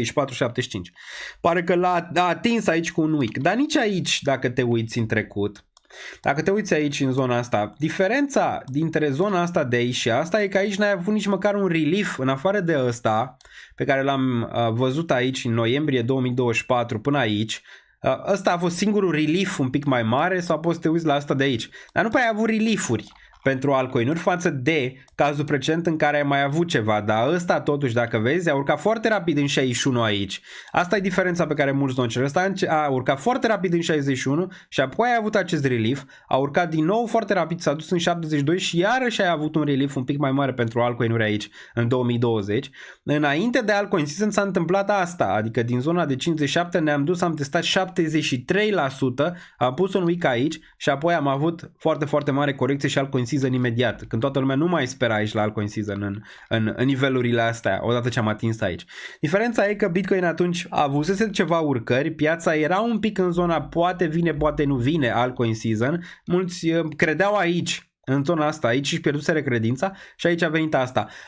Întrebarea e dacă asta e suficient. Aici odată ce Bitcoin, să zicem, a picat spre zona aia de 92.000, te-ai fi așteptat ca ETH și altcoin-urile să ține mai bine, iar asta să corecteze foarte, foarte rapid, ceea ce nu s-a întâmplat aici, față de cazul ăsta din regiunea asta, în care la fel, odată ce Bitcoin a căzut, altcoin-urile au început să corecteze. Asta vrei să vezi. Adică vrei să vezi odată ce Bitcoin corectează, ok, o perioadă, vrei să vezi dominanța că face asta și atunci putem vorbi de altcoin season. Dar cei care zic că suntem decalați în materie de altcoin season, nu suntem încă. După luna februarie vom fi.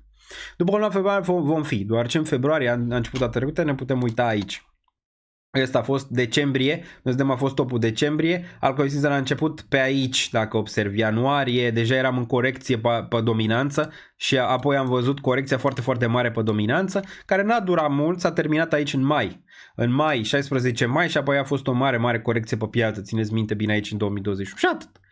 Și atât, iar precedenta, dacă ne uităm aici, a fost în 2017, tot așa în ianuarie, dacă observăm a început un pic aici, februarie, martie și apoi a început altcoin season. La nivel de cicluri, oricine vor orice, nu suntem decalați încă, februarie. Acum, care sunt șansele? Șansele sunt să fim decalați, având în vedere cum arată piața momentan. Adică șansele sunt să fim decalați față de ciclul precedent în materie de altcoin season, din perspectiva faptului că trebuie să o acumulezi și cu macro. În ciclurile precedente aveam aceste dobânzi mai mici, aveam dobânzile mai mici, aveam inflația mai mică față de 2025, unde avem dobânzile la 4,5 și avem inflația în continuare destul de mare. Adică avem nevoie de ajutor și e posibil să, în momentele alea să fi fost și într-o zonă de a opri quantitative tightening, dacă vedem 2019 în zonele alea în care Jerome Powell s-a oprit, a și pornit quantitative tightening undeva în 2020 după, da, în primă fază l-a oprit și apoi am avut un relief pe altcoin-uri în regiunea. Poți să legi și de macro, poți să legi un pic și de macro în mare parte, dar și de încredere a altcoin-urilor. Mai e ceva pentru ciclul ăsta ce nu s-a întâmplat în ciclul precedent. Pump Fund și Solana.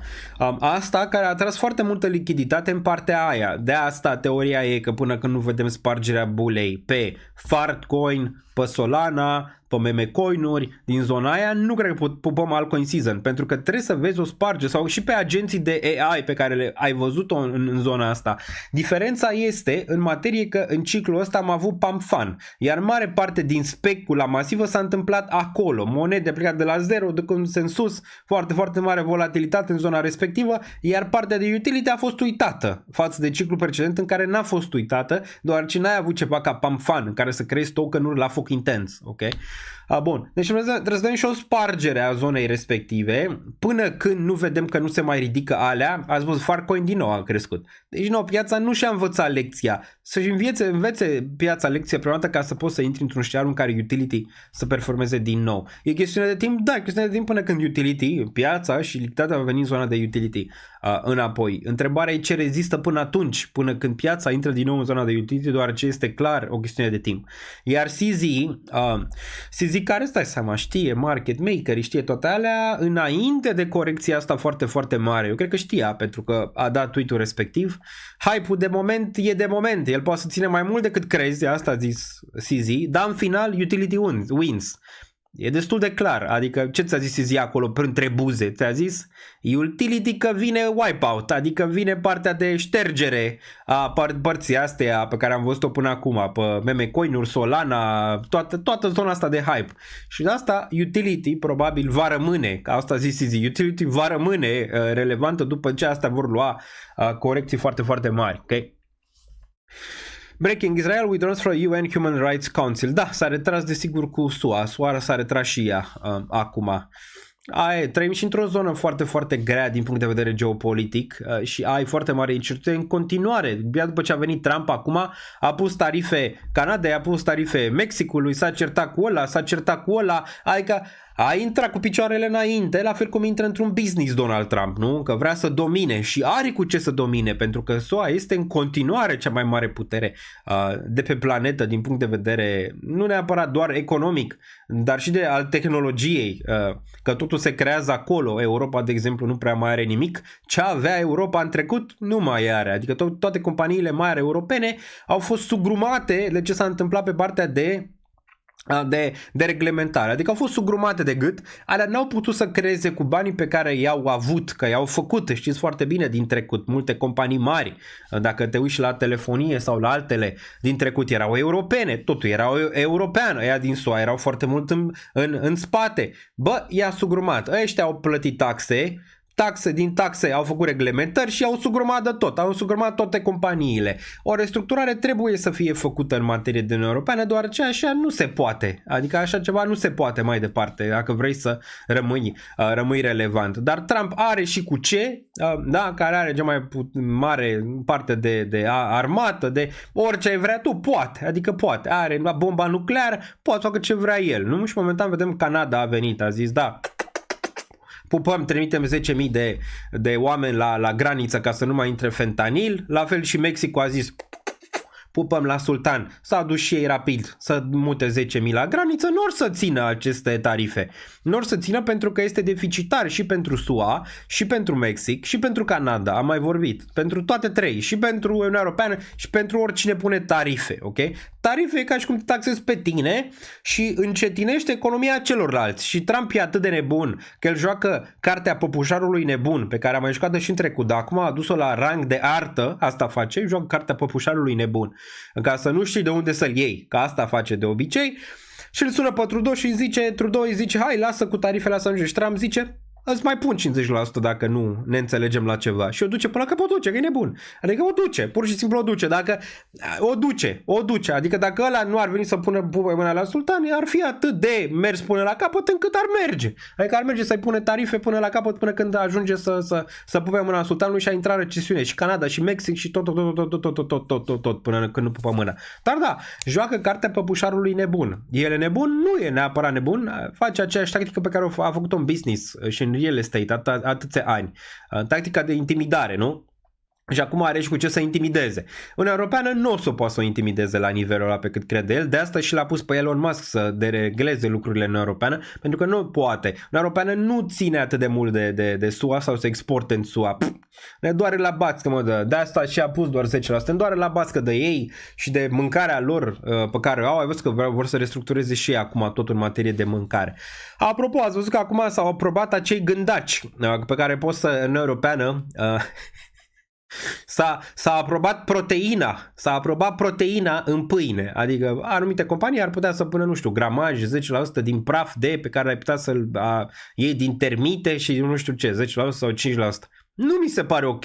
Ok, Uniunea Europeană care totuși este în lumină. Dacă e ceva bine la nivel de reglementare în Europeană, este parte de mâncare. N-ați vrea. Cei care ați mers în SUA știți, o să merg și eu la conferința Bitcoin cu CryptoA să vedem, trebuie să-l tranquilizez sau ceva, trebuie să-i bag un tranquilizant în avion, deoarece nu știu cum o să reacționeze 10 ore în avion, ok, dar o să facem video probabil, o să fie show, dar dacă ați fost în SUA, bă, asta e partea bună. La reglementarea de mâncare este ce trebuie, pentru că dacă duci în SUA, Doamne ferește, cât de grași sunt ăia, zahăr peste tot, numai fel de chestii pe care le-au făcut în laborator, fel de prostii, coloranți și nu mai știu ce pe care îi bagă în mâncare. N-aș vrea să trăiesc acolo, sincer vă zic, adică să stea departe până când își rezolvă anumite probleme.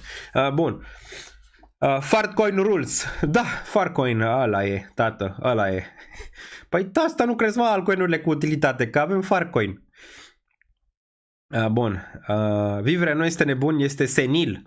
Bă, senil nu e, dar ar putea merge până la capăt, știi ce zic? Adică nu cred că Trump mai are vreo... Nu-i pasă nici de cripto, nici de piețe, nici de... Îi pasă de ego-ul lui. Și ego-ul lui îi place Bitcoin sus, îi place criptomonedele sus, ca promis, îi plac piețele sus, ca promis, nu? Adică odată ce pică piețele, ego-ul lui se micșorează, iar oameni de genul ăsta, îți dai seama că le plac la ce să câștige. Win, win, win, win, nu?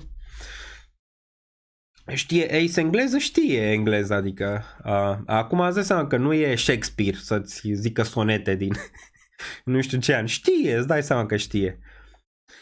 Bursa scade, cripto în cap. Da, piața muncii, ne-am uitat mai devreme, ne mai putem uita o dată. Deci câteva chestii aici în contradictoriu imediat în piața muncii și ne uităm imediat. O să fie foarte interesant ce date vom vedea vineri pe 7, o să facem live. Dacă sunteți nou aici, clopoțelul, foarte, foarte frumos, deoarece o să primiți notificare. YouTube-ul poate nu trimite notificare. Intrați și în Discord, îl aveți jos de tot, dacă urceți în comentarii aveți și Patronul, unde aveți 15% discount până pe 10 februarie și anual, dacă vă abonați, dar și la nivel de lună, ok, aveți și pe la acolo, aveți desigur și XFI, Crypto Exchange, XFI, românească o aveți jos. Dar hai să ne uităm aici ce s-a întâmplat. Ce s-a întâmplat marți, desigur, și ce s-a întâmplat azi. Ia să ne uităm aici. Deci, am avut niște chestii interesante ieri. Am avut job openings aici, care anterior a fost 8,16 milioane. Am avut prognoza pentru 8,1, iar actual a fost 7,6. Îți arată că companiile, să zicem, au mai puține locuri de muncă deschise în momentul de față. Asta ar arăta, cel puțin, momentan, pe o piață a muncii care este mai slabă decât te așteptai sau decât s-a așteptat Jerome Powell. Și asta s-ar putea transpune, desigur, într-un șomaj mai mare vineri. Acum, asta poate să aibă un lag, ok, de o perioadă și cred că o să aibă un lag, aceste job openings, probabil o să aibă un lag, dar ce am văzut azi?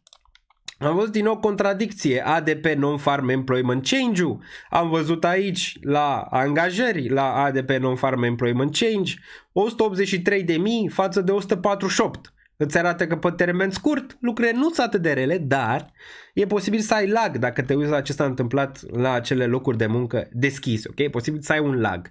Ce s-ar traduce asta pentru vineri dacă ne uităm aici, unde avem Non-Farm Payrolls, aici change și desigur unemployment rate to average hourly earnings și asta mi se pare important aici.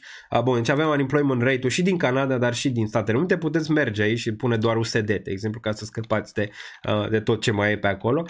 Deci avem 4,1, prognoza la 4,1. Ce ne trebuie nou aici? Păi ne trebuie un șomaj la 4,2, 4,3 și sub 4,5. Că dacă vine la 4,5 e groasă. E groasă la 4,5 doar ce intri în zona de recesiune. Okay? Iar la non-farm employment change 256.000, acum 169, vrei să vezi sub 169 aici. De ce? Pentru că Jerome Powell să zică, mamă, e nasol pe piața muncii și atunci picăm cu dobânda, că nu e ok. Și terminăm cu quantitative tightening, că nu e ok. din zona aia. Acum, ce cred? Cred că nu vom vedea aici mai mult de 4,2, probabil vom vedea 4,1-4,2, după cum arată momentan. Cred că este prea devreme, deoarece noi ne uităm acum pe datele de ianuarie, iar datele de ianuarie sunt prea devreme, n-a intrat Trump, n-a tăiat joburile, februarie va arăta total diferit și cred că februarie vom avea măcar 4,3 în șomaj, dar ianuarie probabil nu vom depăși de 4,2, aș vrea să văd 4,2, nu aș vrea să văd sub 4,1, 4,1 cât de cât ok, dar nu va schimba partea de pump, adică sau poate niciun button dacă vedem 4,1 aici la unemployment change. La non-farm payrolls vrei să vezi sub 150.000 aici în zona asta, nici nu vrei să vezi sub 100.000. Probabil vei vedea sub 100.000, cel mai probabil în martie. Cred eu că aici piața va zice ok, și ceva, pare că piața muncii în continuare este hot și în martie vom avea marele șoc. Și marele șoc va veni înainte de Jerome Powell, care va vorbi după încă o sesiune de șomaj și încă o sesiune de inflație, care inflația e și importantă săptămâna viitoare. Din nou vom avea live probabil după inflație, rămâne de văzut, deoarece putem să vedem că astea sunt la ore destul de, vedem că ora aici a dispărut, dar de obicei la ora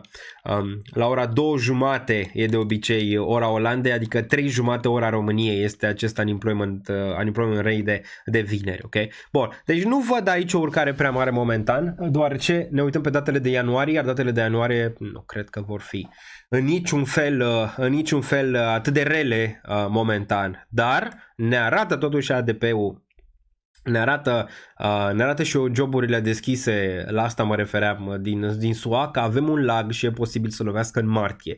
Și asta se reduce dacă vedem inflația sub control și în scădere. Dacă vedem șomajul în urcare, până în martie, tăiere de 25 de puncte de la Jerome Powell. Încă e pe masă, piața nu se așteaptă, nu este niciun fel de price in momentul de față, dar vedem asta în martie, e posibil zona aia de martie să fie foarte, foarte bullish pentru piețe, dar ar trebui și măcar după 10-15 februarie, dacă țineți minte, ăla era termenul limită, v-am zis corecție în ianuarie cel mai probabil, februarie probabil ne revenim după 10, dar depinde foarte mult ce vom vedea la șomaj. Dacă șomajul încă vine destul de bine, greu.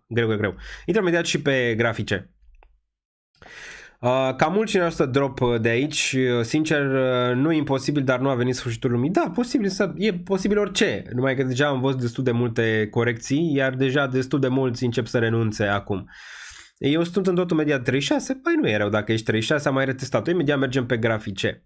Solana e bună rău pentru un 10x lejer, Solana era bună rău pentru un 10x lejer la $10 sau la $20 sau la $50, dar la 200 riscul este mare, ok, pentru Solana, care a performat mai bine decât ETH în 2023, a performat mai bine decât ETH în 2024 și la început de 2025. Adică termenul ei știi cum e, duci, dar până la urmă bula se sparge și când se sparge o trage în jos. Bun. Solana e noul BTC. Niciodată. Cine e acum devine milionar. Zice, tu narcis, cred că ai luat Solana jos și vrei să le zici oamenilor să cumpere sus ca să poți să-ți vinzi bagurile. Este de Solana? Bun. Mai departe, Solana se poate duce în continuare 4-500, dar mai sus cred că nu înțelegi cât de greu e să ducă mai sus de atât Solana, având în vedere de unde a plecat și câte deal-uri OTC s-au făcut pentru Solana la 10, la 20, la $50. Crezi că acele VC-uri care au luat deal-urile alea OTC nu vor vinde și ele? Bun. De ce bagi Solana în aceeași categorie cu Farcoin? Nu este în aceeași categorie cu Farcoin. Solana chiar că e decentă. Dacă te referi la mine, uite-te la video meu când Solana era la $10 și când am cumpărat în zona respectivă și când am făcut video și ziceam că se duce la zona aia de $10, poate chiar 5 n-am mai atins, dar a intrat în anumite zone. E chiar primul video la mine pe canal. Ochii pe agenții AI. Dacă tot ai vorbit de agenții AI, hai să ne uităm aici. Putem să ne uităm cum arată momentan agenții de AI, care nu arată grozav. Te poți uita aici, uite, Virtuos minus 16% aici. Și ziceam că nu e momentul pentru ei. Deloc. Etena vine spre o zonă relevantă. Ne uităm medial la Etena. Dacă ne uităm aici Etena, unde e? Unde la 55 de cenți. N-am mai luat, dar aș mai vrea, mai ales dacă se duce sub 50 de cenți. Aș mai vrea să mai adaug, aș vrea să o bag în portofoliu de bază. Ce am cumpărat, nu? Asta cred că ar vrea să știe toată lumea ce am cumpărat. Hai să mergem, că am anunțat deja pe Patreon ce am mai acumulat pe ultima corecție. Poate aș vrea un pic mai mult, dar nu mă grăbesc. Mai am lichidat în spate, stați liniștiți. Am vândut în decembrie și am lichidat să pot să reacumulez acum. Am vândut chiar și Etena, am vândut. Hai să ne uităm aici la ce am vândut, la ce am acumulat momentan. Bun. Dacă ne uităm aici, am mai adăugat la poziția de TIA la $3.11, am mai adăugat la poziția de Axelar la 0.41, am mai adăugat la poziția de Link la 19.6 și am mai adăugat la poziția de Arbitrum la 0.48. Astea sunt adăugările făcute momentan. Vine și update-ul pe portofoliu pentru cei de pe Patreon, aproape gata, cel de bază. Probabil va fi postat mâine, mai trebuie un pic umblat la el, la anumite chestii de prețuri medii, dar e aproape gata, ok? Portofoliu de bază. În rest, nu, dar mai mă uit, am mai acumulat ceva, ok? Aici, dacă mergem înapoi și ne uităm din nou la Etena. Ne uităm la Etena aici, minus 14,97. Dacă ne uităm la Etena, are minus 54% aici pe ultima lună. Destul de mult, zice, și vine din nou într-o zonă foarte, foarte importantă. Dacă ne uităm pe grafic, Etena, ENA, USD. Astea sunt, din punctul meu de vedere, posibile oportunități aici când piața ți le dă. Deja asta oricum a atins zona asta, dar n-am fost pe fază. 50 de cenți, 47. Nu mi-am setat buyer dinainte. Ar mai fi 44 care m-ar interesa. Prețul meu mediu este aici, ok, în regiunea asta. Range-ul ăsta de aici este prețul mediu pe care l-am în momentul de față și aici m-ar interesa. Acum am vândut o parte din Etena aici, în nivelul ăsta. Aș vrea să reiau poziția vândută aici, dar să mai adaug și extra în Etena, deoarece cred că asta ar putea performa, iar acest volum de aici îmi dă cât de cât încredere și îmi place aici. Asta nu înseamnă că volumul ăsta e doar de buy, e și de sell, dar dacă e verde, poate mai mult de buy, adică s-au schimbat mai multe monede la nivel de buy decât de sell. Aici, în zona asta pe Etena, frumos. De obicei, tranzacționezi asta, mai faci un bată mai structural, poate să ducă și mai jos de 43, poate să ducă din apoi în 30, 28, dar din nou o oportunitate destul de bună, pe care putea să vezi ceva de genul ăsta de la Etena și poate un nou high după o reacumulare aici pentru Etena, ok? Dacă crezi în Etena și crezi că e ceva pe gustul tău de risc, vine în sfârșit într-o zonă mai bună față de ce era aici. Ți-a făcut un minus 63%, aici ar fi un minus 66%, aici ar fi un minus 74%. Bine, ok? ZK, ne uităm și la el imediat, n-am mai acumulat, dar și mai vrea, la fel ca și pe Etena, aici. N-am prins week-ul ăsta și acum stă în zona de 10 cenți aici la nivel de acumulare. Dacă se duce sub 10 o să mai acumulez și aici ZK. Nu mă grăbesc nicăieri, există timp să acumulez suficient că în momentul când se duc la 0 să dorm sub pod. Există suficient timp, adică nu mă grăbesc nicăieri aici și în continuare adică nu trebuie să fiu investit în piață 100%, în niciun caz. Mai îmi dau spațiu de manevră, ok? Bun. 11 cenți, da, din nou, într-o zonă bună. Aici nu era. Aici a corectat, era bine dacă mai ciupeam un pic aici, să mai vând ceva aici în regiunea asta, ceea ce n-am făcut. Așteptam, dacă țineți minte, nivelul ăsta de 30, unde era al doilea magnet. Primul l-a atins, al doilea nu l-a mai atins, regiunea asta de aici.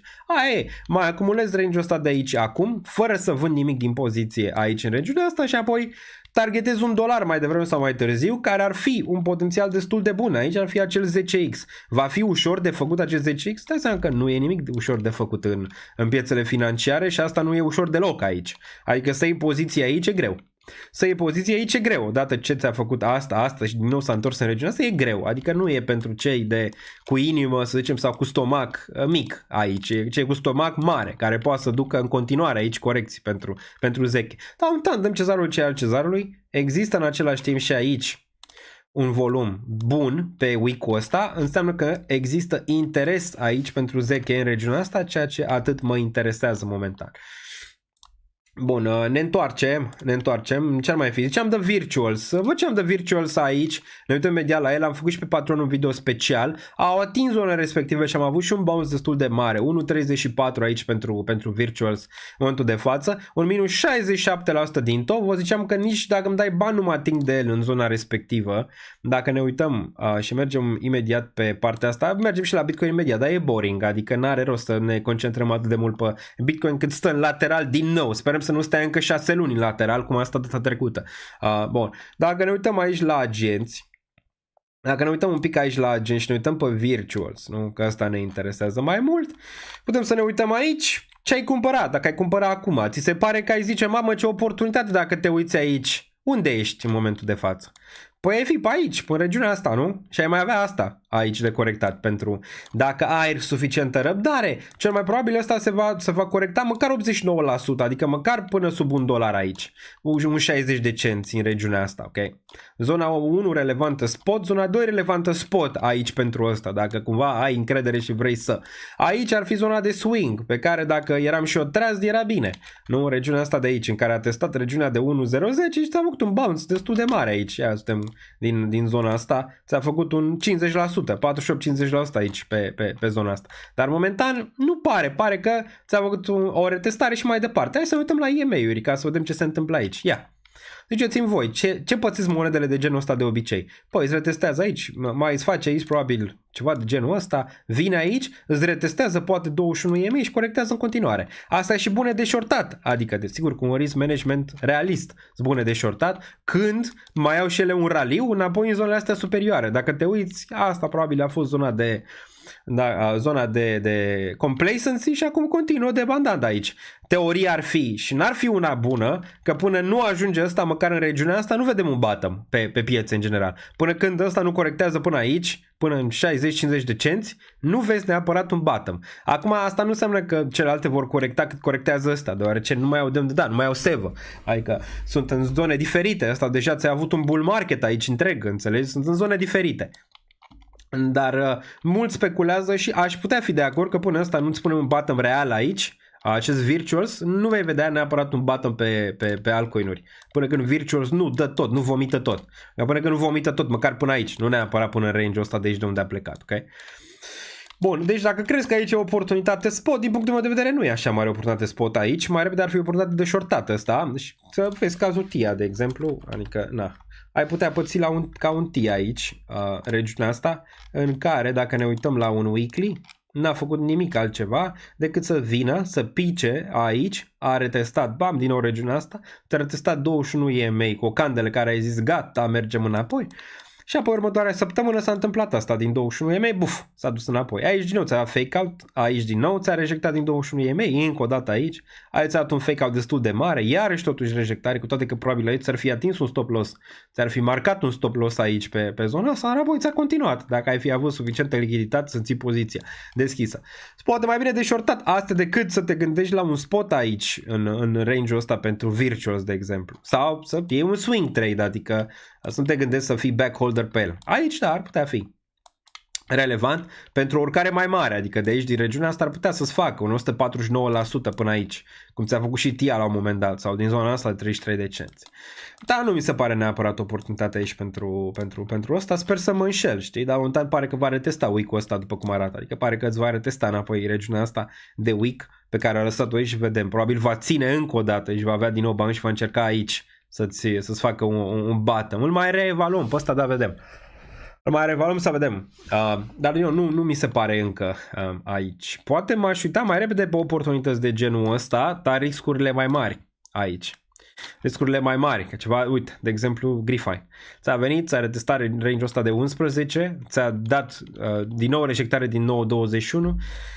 Partea nasoală pe ăsta și că ăsta, dacă sparge nivelul ăsta, poate să corecteze la infinit. Asta e partea nasoală. Dar măcar ai un risk management sub week-ul ăsta de aici, sub 0.9 în regiunea asta. Adică știi că dacă pierzi regiunea asta, ai o șansă foarte, foarte mare să-ți continue aici corecția măcar în 0.04, regiunea de jos. Asta e partea nasoală pe ceva de genul ăsta care e foarte, foarte nou. Adică poate să-ți corecteze la infinit, dar măcar știi riscul aici. Ăsta e, tată, pică sub regiunea asta. Nu țin traista până să duce la 0, știi? Pe ăsta. Fai pare un pic aici, ăsta nu e nimic de el atât de relevant. Aici mai sunt câteva la care mai mă uit, dar nu mă atrage momentan. Momentan mai repede mi-aș pune lichiditatea în alte zone decât în asta. Astea când vor mai corecta ceva de aici. Bun, mergem mai departe și ne mai uităm. Jito din nou corectează foarte puternic. Cumva s-a schimbat dinamica. Solana cumva pierde contur aici, dar și Sui corectează.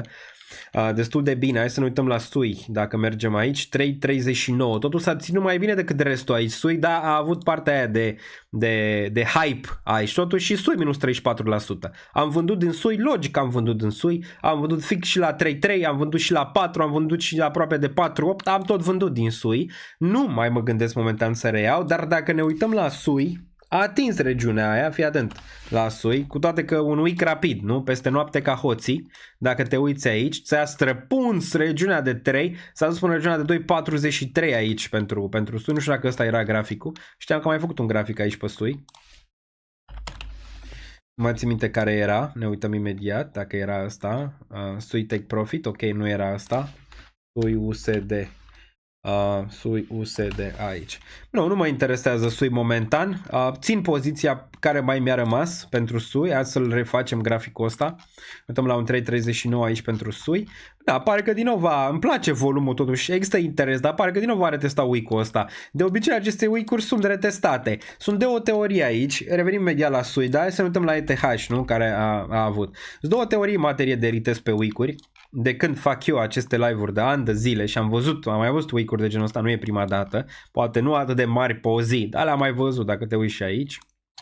Ăsta e ultimul caz concret în care ai văzut pe august, când am văzut acea panică majoră, a venit, ți-a retestat regiunea asta mai târziu, deci ți-a retestat aici august, o lună mai târziu ți-a retestat aproape de regiunea asta, aici 6 septembrie, deci o lună mai târziu, retesta aici, dar apoi mai departe. Ți l-a închis total? Nu ți l-a închis total, ți-a închis ceva din el aproape. Acum, de obicei retestezi măcar parte din week-ul ăsta, de cele mai multe ori nu tot. De cele mai multe ori poate jumate, poate 80%, poate 70% și mai făceam analize de genul ăsta cu mulți în trecut și multe dintre ele s-au adeverit la nivel de cum se tranzacționează aceste week-uri și aceste lichidități de aici. Dar ce am observat, în momentul când nu se retestează week-uri de genul ăsta, de obicei ai o perioadă de creștere pe termen mai lung. Adică, de exemplu, dacă spune bottom aici și apoi de aici, din range-ul ăsta merge 3.200, se duce spre 4.000, cel mai probabil o lungă perioadă acest week nu-l vei mai pupa.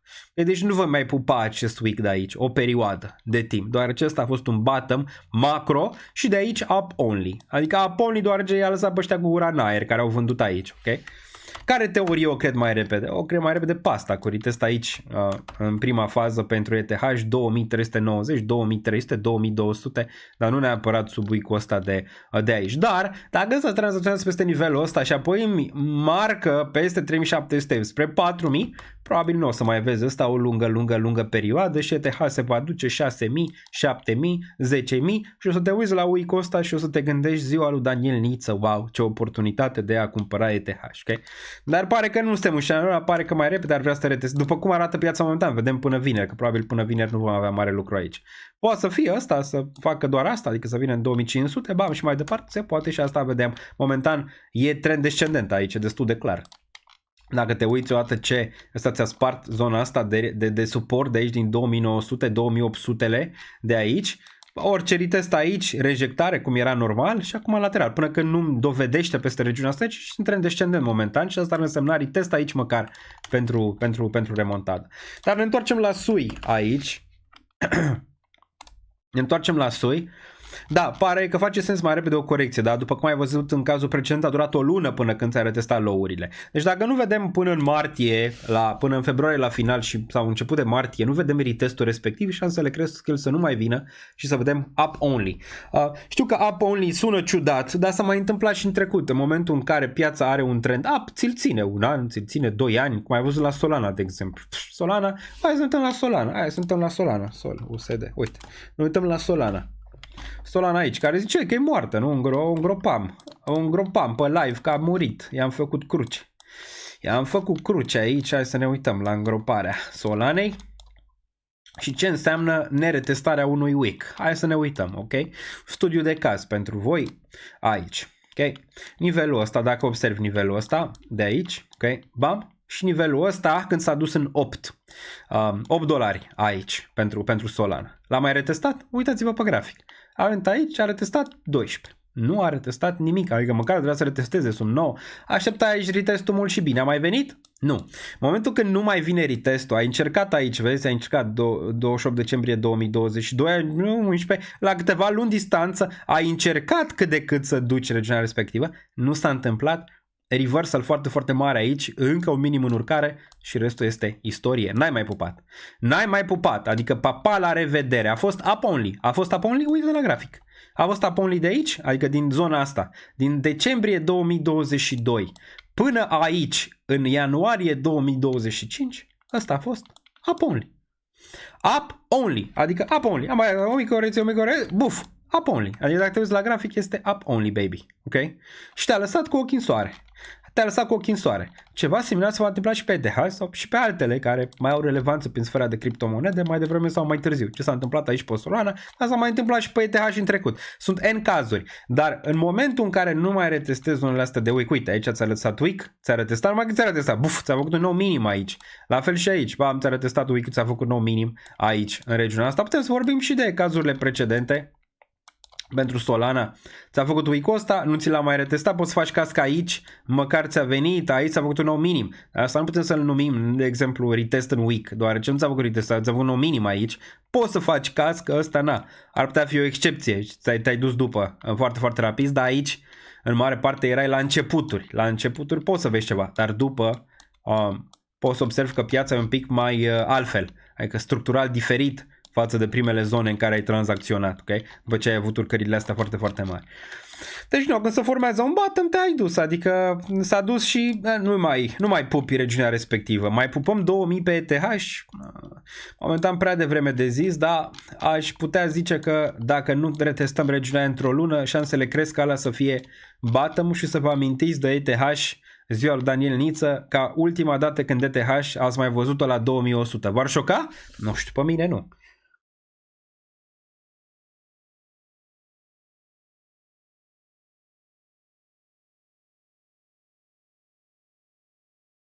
Apă și flotări și like-ul de rigoare, pe care desigur, dacă ne uităm aici imediat, îl găsiți desigur aici. Ok. Like-ul de rigoare aici, desigur aveți Patreon-ul, îl găsiți și pe el aici. 15% discount până pe 10, aveți și pe anual, dar și pe lună, aveți aici, puteți da și cadouri prietenilor pe partea asta. Aveți daniță.ro, puteți intra aici, puteți vedea partea de dashboard pe care o văd și eu în momentul de față și tot ce face parte din secțiunea asta de dashboard pe care le vedeți aici. Puteți să vă creați portofoliu, toate astea. Dacă mai aveți probleme și mă puteți face cont, intrați pe Discord și există secțiunea acolo. O să facem și o secțiune de a îmbunătăți partea asta de aici, deoarece poate e ceva ce îmi scapă, nu? Și ar fi bine să fie în secțiunea respectivă. Aveți aici în discount 72% la NordVPN. Folosesc NordVPN de peste 4 ani, m-a ajutat foarte, foarte mult. Mai ales în zonele când eu sunt plecat din țară. Adică dacă stau în străinătate nu pot să accesez anumite site-uri fără VPN.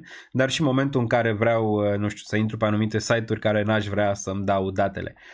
Acțiunii Toro astea, o să vină 2 videouri și să fiți pregătiți pentru ele. O să vină un video cu ETH și un video pe acțiuni. Apropo de acțiuni, PLTR-ul a atins $100. Un nou trade bun pe care l-am făcut pe PLTR. Acțiunile au mers foarte bine, mai bine decât altcoin-urile, asta e destul de clar. Da, am mai vândut din PLTR, care targetul de $100 a fost atins, apropo. Mulți ziceau PE ratio este prea mare când era la $30. Țineți minte analiștii, nu cumpărăm pe LTR, PE ratio nu mai e atât de relevant de o lungă perioadă în piețele astea pe care le vedem acum. Era relevant acum 10 ani acel PE ratio pentru acțiuni. Dar pe LTR-ul am vândut și eu ceva, nu să mai îmi trag. Și acum ați văzut AMD-ul care vă ziceam că o să corectează, dar azi suntem la PLTR. Portofoliul de acțiuni îl vedeți și pe ăla tot. Și tot ce execut în timp real la nivel de buy, sell, pe acțiuni le găsiți și pe alea tot în zona de Patreon. Bun. Avem aici 100. Da, am vândut 104. Zici că am vândut topul aici. Cât a fost? 106 a fost. Pe ăla nu l-am prins exact la PLTR, dar ăla era targetul peste 100. Acum, desigur, probabil o să mai vedem aici urcări, probabil, dar nu cred că se oprește neapărat aici, dar e mult prea extins. Am vândut deja 30% din toată poziția luată aici în PLTR. Ok, în range-ul de jos.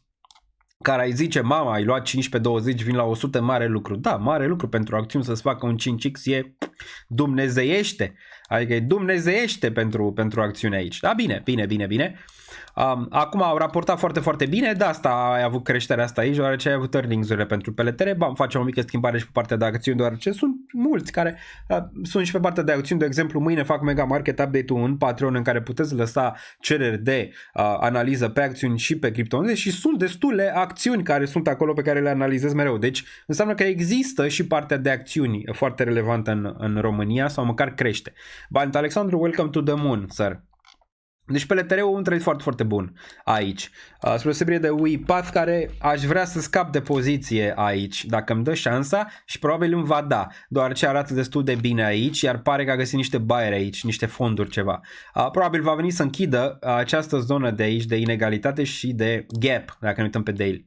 Da, probabil așteptați-vă la un $20 pentru UiPath, 22-23 în perioada viitoare. Nu vreau să scap de toată poziția, dar măcar de o poziție aș vrea să scap aici, deoarece e un pic prea mare pentru ce aș vrea să acumulez din aici în path, iar așteptările erau prea mari, adică nivelurile astea de aici. Au dat-o de gard cu vino CEO, pleacă CEO, cu ieșirea unui fond mare aici, au dat de gard pentru cei de la UiPath aici. De asta un pic încrederea este scăzută. La nivel de companie și raportări financiare, strong în continuare, strong UiPath aici. Ziceam de AMD. AMD este pe lista mea. Dar v-am zis că nu acum, dacă mai țineți minte când ne-am uitat la AMD, v-am zis că o să cadă. A picat. Putem să vedem, mulți au zis aici se suportă 117. Nope. A picat, a raportat slab. A raportat foarte, foarte slab aici și nu știu ce. Uite, Comisia Europeană a pus ceva aici. Reviewing AMD 4,9 miliarde acquisition of ZT Systems. Deci Uniunea Europeană, îți dai seama că vrea să îi omoare pe cei de la AMD, nu? Și prin reglementarea pe care l-au făcut, acum vor să vadă dacă această achiziție, acestei companii ZT System e bună. Și uite ce s-a întâmplat cu niște raportări slăbuțe. Aici ai avut Reg Baby aici. Mă interesează sub 100, sincer să vă zic. A recuperat un pic față de dump-ul pe care l-a avut. Există buyer aici, asta se poate observa, dar asta e și pe lista mea, acest AMD. Dar nu pare. O altă acțiune interesantă este NIO, desigur, care momentan n-a avut performanțe notabile. NIO. Aici, momentan încă am o poziție în NIO.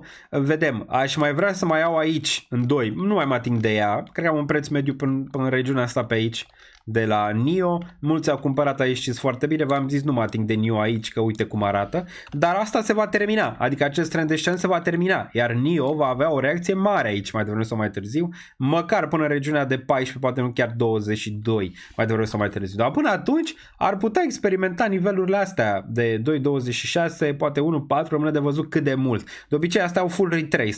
Aș mai vrea o poziție aici în NIO, vedem trendul descendent e unul destul de mare aici pentru NIO. Bun, deci asta în materie de acțiuni. O să ne uităm și pe acțiuni imediat să vedem ce se întâmplă. Ne-am uitat pe cripto un pic aici. Nu știu dacă mai e ceva relevant la nivel de planete. Dacă ne uităm aici, putem să vedem Trump a avut o mică reacție astăzi pe verde aici. Putem să vedem FTT-ul că urcă un pic, deoarece ăștia de la FTX au niște bani înapoi începând cu luna asta. TIA în continuare destul de slabă, o să ne uităm imediat pe grafic. ENA corectează aici oportunitate. TIA, dacă vă place oportunitate, Link, oportunitate din nou aici sub 20, mulți dintre noi așteptam din nou sub 20, uite că a venit. Când vine e greu, știi, să te apropii să cumperi de obicei. Să ne uităm pe săptămână cum arată aici bulele, imediat ne uităm la ele. Virtuals în continuare nu prea bine, minus 13. Pengu aici pare că acel băr nu a dat prea multă încredere în continuare investitorilor. Sui aici corectează de asta foarte bine. Solana bine corectează tot ecosistemul, să sperăm că continuă asta și meme-coin-urile putem să vedem SPX-ul aici corectează. Jupiter, chiar dacă nu este meme-coin, corectează și el partea de DEX descentralizat din Solana. XRP-ul corectează și el aici destul de bine. Vrem să vedem acest trend pe Solana și meme-coin-uri că continuă în cădere aici în perioada viitoare. Okay? Ne uităm și în top 200 imediat.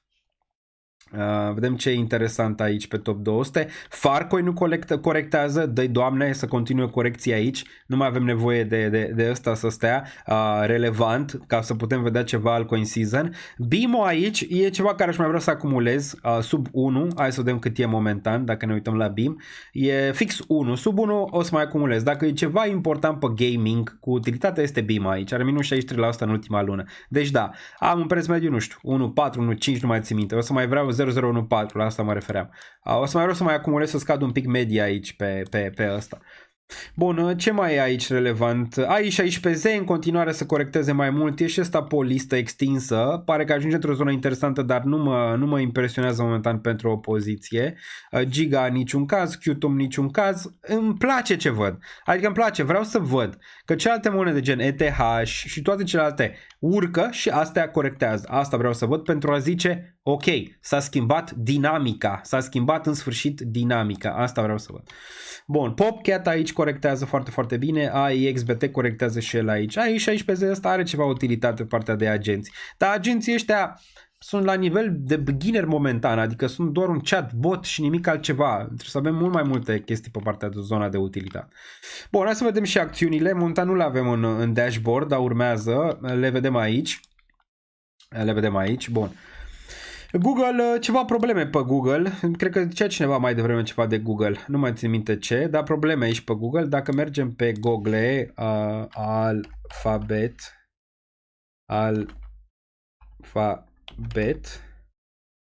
Bun. Ia să ne uităm. Bun, nu arată bine deloc Alphabet aici. Nu arată bine. Dacă ne uităm pe Alphabet, Google Parent Company will announce its earnings after the market close on Tuesday, alongside financial results from major firms like Advanced Micro Devices. Ok, bun. Deci, da, probabil ceva pe partea de earnings aici probleme. Ceva probleme pe partea de earnings și mai probabil să ne uităm pe daily. Da, probabil au avut ceva anunțuri aici pe partea de earnings și de asta au avut corecția asta, dar nu arată prea bine aici. Avem și divergență bearish aici, da. Nu arată prea bine Google. Dacă ne uităm și la macro, probabil va corecta în continuare 168-ul. Asta îți arată că probabil o corecție încă e în cărți aici. Vedem ce se întâmplă cu șomajul vineri, dar nu arată grozav, de exemplu, ăsta. ETH pe verde azi, e bine de văzut. Să continuăm așa, 2% versus BTC. În sfârșit, ne uităm imediat și la el. Like 1000, mersi, baby, I love. Ne uităm și la MSTR, nu? MicroStrategy sau vrei să te uiți la Microsoft? MSTR este Microsoft. Sunt foarte, nu e MicroStrategy. Sunt foarte apropiate cele două. Bun, MicroStrategy 339 aici. Bounce bun de la strategii. Pregătești ceva, nu știu, a dat seller ceva, un anunț ceva, pare că pregătești ceva, dar totuși bearish arată. Adică dacă te uiți aici, nu arată fitness. Arată că probabil va începe să corecteze măcar încă o dată în regiunea asta de aici, MicroStrategy. Nu e prea fitness, dar ăsta a atins targetul, domnule, adică ce poți să-i zici? A atins targetul MicroStrategy aici. Din păcate n-am intrat înainte în MicroStrategy cum am intrat în Nvidia foarte, foarte bine. Dar ți-a atins 3618, ar mai fi niște targeturi pe aici mari, 810, 1500, dar rămâne de văzut când aici. Dacă vine altcoin season, prima declarație a lui Daniel va fi I wanna thank me. Exact. Și asta va fi și declarația voastră. Îți dai seama, după ce toți prietenii voștri o să vă zică mamă, v-ați îmbogățit, bă, din criptomonede. Ce easy a fost. Și desigur nu a fost. Și atunci o să vă mulțumiți vouă. Bun, mai departe. Suntem aici 2 ore și 58 de minute. Cum? Nu știu. Da, suntem. Ce s-a mai întâmplat pe aici între timp? Ne uităm imediat. Imediat. Ia să vedem. S-a mai întâmplat ceva aici relevant în timp ce am ratat eu? Nu prea. Ștefan a venit pe Patreon. Balint Alexandru a venit și el pe Patreon. Mulțumesc pentru cele 2 pledge-uri. Bun. Deci MicroStrategy la macro încă arată bine, dar la daily nu e prea fitness. Adică la daily zice că probabil va începe să corecteze spre nivelurile astea de aici. Ia să ne uităm un pic la MicroStrategy. Da, nu arată extraordinar daily-ul și weekly-ul pare un bounce așa de zonal. Iar avem un cross pe MACD care de obicei se duce mai mult timp aici decât ce am văzut în zona asta pentru MicroStrategy și ai avut deja niște urcări foarte mari aici. De asta și eram bullish aici pentru Bitcoin, dacă mai țineți minte, doar ce MicroStrategy o luase înainte. Acum Bitcoin pare că face aceeași mutare, pare că merge în aceeași zonă. Microsoft MSFT, vezi? Foarte apropiat. MSFT, adică MSFTT. Aici ăsta mult lateral, dar are și ăsta ceva selling pressure aici. Arată bine ETH momentan. Deci dacă ăsta e bottom-ul, nu mai știu ce să vă zic. Adică de ziua lui Daniel Niță să fie bottom-ul pe următorii 2-3 ani aici pentru ETH și ar fi wow. Ar fi wow. Sincer, n-aș vrea. Aș vrea înapoi. Vă rog, mai vindeți ceva. La Link n-ați vândut suficient. V-am să vindeți, dar n-ați vândut suficient. Mai vindeți ceva aici, că mai vreau un pic mai jos. Dacă se poate. Dacă se poate. Bun, hai să ne mai uităm la niște chestii. UST.D aici. Ne uităm imediat. Nu terminasem desigur cu partea asta. Nvidia, un bounce frumos, 123 aici. Avem și AVGO-ul. AMD-ul corectează aici în continuare. Am zis că nu e încă în zona de bottom, dar nu e. Uite PLTR-ul aici. Uite Palantirul, l-a băgat în zona de tehnologie, 101. Îl vedem pe PLTR aici. Frumos. Ce mai avem? Amazonul, Tesla probabil nu și-a terminat corecția, 350-340 probabil zona aia acolo, încă am poziția de la 150 pe Tesla, anunțată desigur în timp real și pe live, dar în prima fază și pe Patreon. Bun, Lilly, Eli aici, Berkshire, un pic pe urcare, băncile JP Morgan, Bank of America, Wells Fargo stau binișor aici, îți dă seama că n-avea cum să stea altfel, având în vedere că dobânzile încă sunt sus, le ține tata Paul în brațe. În brațe le ține, în brațe. Bun. Meta, nimic. Aș mai vrea să vând ceva. Am o poziție foarte bună din Meta. De foarte de jos. Foarte de jos. Aș mai vrea să vând la 1000. Am mai vândut ceva, dar momentan nu mai mă ating. Bun, hai să mergem pe UST.D aici. Ca să ne uităm relevant, să vedem ce se întâmplă aici pe USDT.D. Ia. Să vedem. 4.46, putem să dăm un week în regiunea de 4.96, nimic relevant aici, atâta timp cât ăsta nu reia week-ul ăsta ca suport, undeva la 4.97.5. În același trend descendent, bullish în continuare pentru piețe. Chiar poate dacă nu pare. Total 3-ul e interesant din nou, e la zona de decizie. Din nou aici, mi amintește foarte mult de Chainlink când și-a retestat low aici, același lucru și aici, putem să observăm weak în regiunea asta și acum apare că e din nou peste. Foarte important ca asta să rămână bine și să nu spargă range-ul ăsta de aici de 790, doar că dacă sparge pe urmă vom face un flash și mai mare până în regiunea de 582, aici destul de rapid. Ai ceva volume, cât de cât ok, în continuare bullish ăsta dacă te uiți la macro. Total 3 exclude Bitcoin și ETH aici, dacă nu știți ce este Total 3. Acum, cazul bullish pentru ETH, care este cazul bullish pentru ETH și de ce sunt șanse de bottom? Da, sunt, ați auzit bine. Hai să ne uităm la câteva lucruri aici. ETH, BTC.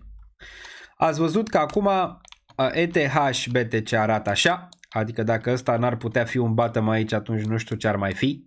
Adică nu știu ce ar mai putea să scoată un bottom aici. Deci dacă această capitulare pe care am văzut-o aici, până nivelul ăsta de jos, și vă ziceam, băi, e posibil, de asta nici n-am mai adăugat aici la poziția de ETH din BTC. Am zis că mulți se uită la nivelul ăla, e posibil să pice, dar stai că aveam un alt ETH BTC. 2 secunde. 2 secunde că era alta aici. Imediat. Ăsta. Bun. O ziceam că sunt două teorii dacă atinge regiunea asta. Fie aici vine și face bottom mai rapid în 3.3, fie atinge zona asta să duce mai jos. S-a dus în 0.024, chiar mai jos, s-a dus în 0.023. Dacă ăsta nu e bottom, nimic nu e bottom. Adică ne luăm gândul că ăsta va mai face un bottom vreodată. Dacă ăsta nu e bottom aici pentru ETH. Asta una, ok? Ți-ai atins nivelul ăsta de aici din 2020. Din 2020, s-a întors în 2020 aici la paritate versus Bitcoin, dar cu 4 ani și ceva. Acum 4 ani și ceva, înainte de altcoin sezonul precedent, ăsta a fost aici în 2020 și apoi a rulat asta. A rulat nebunia asta până în regiunea de 0.07, ok? Asta una. A doua, dacă ne uităm la ETHD, pe care v-am să ținem ochii aici. cazul că ETH ar putea performa mai bine decât Solana și celelalte? Este, deoarece arată așa. Ok? Deoarece arată așa. Arată din nou a capitulare. Dominanța ETH aici care a picat din zona de 22% până în zona de sub 10%, care era un target. Din nou îți atinge o zonă în care îi zice, bă, piața s-ar putea întoarce aici pentru ETH, pentru că ești într-o zonă cât de cât de suport și ai putea să vezi asta. Similar ce ai văzut la BTCD în ciclul precedent. Asta e teoria bullish pentru ETH, vă zic și teoria bearish, imediat. Eu cred pe aia bullish, dar na, pot să fiu bias, voi puteți să o credeți pe care o vreți. Bun. BTC-ul, același lucru și aici a venit foarte aproape de zona asta 2017, 73%, ți-a picat aici înapoi în 39 și apoi a fost up only din 2022 până aici, ok? Up only. Mai credeai că sunt up only? Nu prea, mai credeai. Dacă ne uităm aici la ETH, similar, versus și alte altcoin-uri, putem să vedem aici, bam, capitalizarea a ajuns la un nivel foarte, foarte scăzut aici, dominanța ETH și în piața de criptomonede. De obicei ai un bounce. Măcar, dacă chiar se duce la zero ăsta și ăsta e de fapt, nu știu, Yahoo și vine din spate Sui, care este, eu știu, Google, tot îți face un bounce până aici. Adică tot îți ajunge până în regiunea asta, din range-ul ăsta de jos de aici, care a fost undeva la 7 în 2019, ok? Bun, acesta e cazul bullish. Dacă te uiți și la ETH simplu, din nou, zici, bă, sunt șanse de bottom bune aici pentru ETH, dacă te uiți. Uite și la week-ul ăsta, de aici din nou, ți-am mai făcut un flash în regiunea asta 2100 încă o dată. Bun, acum, analiză, te rog, pe.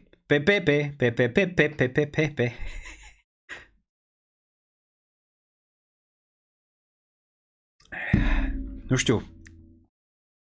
Bun, deci dacă te uiți aici zici, bă, sunt șanse bune ca asta să fie bottom-ul și up only, corect? Adică sunt probabilități bune de aici.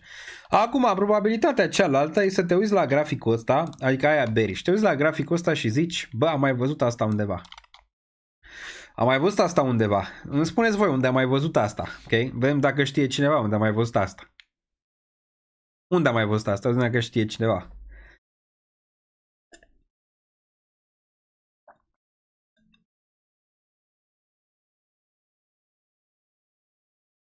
Alex Ciobanu, lasă-ne tata atunci. Lasă-ne. De ce te uiți? Îmi faci și vizualizări. Adică mai bine îți pierzi și timpul aiurea, știi? Ce zic? Adică nu mai bine faci altceva cu timpul tău? Asta zic. Mai faci și vizualizări pentru Daniel Niță. Bă, mai bine nu mai face vizualizări pentru Daniel Niță. E mai bine, zic eu. Bun. Poți arunca un ochi și pe Ponche. Bun, S-Fund, poate țin minte. Hai să vedem dacă știe cineva. XRP, uite, a zis cineva aici, exact. XRP, da. Și am mai vorbit, cel mai negru caz, am mai uitat câteva luni de zile pentru ETH, vă ziceam, cel mai negru scenariu pentru ETH și să facă un XRP. Să facă un XRP aici, dacă te uiți, să uităm la ETH USD. TIA, no, TIA e în altă ligă. Uităm la ETH USD arată așa, ok? XRP USD și dacă ne uităm la macro XRP USD. Bun, ești varză. Da, mă, fii atent. Uite, Alex Ciobanu, sunt varză. Dar știi de care? De Bruxelles. Apropo, conținutul este gratis. Deci sunt varză pe conținut gratis. Aia e, varză de Bruxelles. A găsești tu altceva, du-te în altă parte. Aici, Daniel Niță e varză de Bruxelles. Îți place? Uite, pe live-ul viitor intru cu varza pe față, dacă vrei, sau luăm varză și o mâncăm. Când face Ethereum all-time high, luăm Moet, băgăm varza în Moet, o luăm, bam, și muși din ea. Ce zici? Ți-ar plăcea sau nu? Are you entertained or not? Bun. Crede-mă, nu poți, adică orice, oriunde pe chat, orice comentarii mi-ați lăsat, nu mă poate destabiliza absolut nimic, pentru că știu exact cine sunt, ok? Bun. Mai departe, 2.45 aici, 2.45, deci XRP, da? Dacă ne uităm la XRP, putem să vedem regiunea asta de 3.39 aici. N-am mai atins-o de 7 ani de zile. Deci asta ar putea să fie ETH-ul, cu toate că structura e total diferită. Dacă observi asta, niște pump and dump-uri aici față de ETH. Dar asta ar putea să fie. Ăsta a venit aici, bam, a venit aproape de all-time high, a mai iertat de 2-3 ori, n-a putut și s-a terminat ciclul. S-a terminat ciclul, tată, n-a mai putut, n-a mai avut de unde și a stat încă o dată în lateral aici. Și deodată, știi, adică ți-a făcut urcarea deodată aici. Deci asta ar putea să facă. Numai că ăsta nu cred încă teoria asta, pentru că ăsta a mai făcut asta și aici, vezi? De că nu e aceeași structură din punctul meu de vedere față de ETH. Că nu e aceeași structură. Dar asta ar putea să fie, aș zice. Bun. Niță, lasă-ne să te înjurăm că așa e în capitulare. Am zis că da, păi ce, l-am banat eu pe cine a zis de rău de mine? Nu l-am banat pe nimeni, adică. N-am banat pe nimeni, mă. Și am zis că nu mai banez, adică fiecare să-și spună, Tatov, că da, nu, ți-am zis, nu mă pot deranja. Dar îmi fac bine pe de altă parte. Lasă comentarii, vin pe chat, îmi fac bine, îți dai să se duce, da. Apasă și dislike, nu e niciun fel de problemă, tot în sus se duce. Ok? Bun.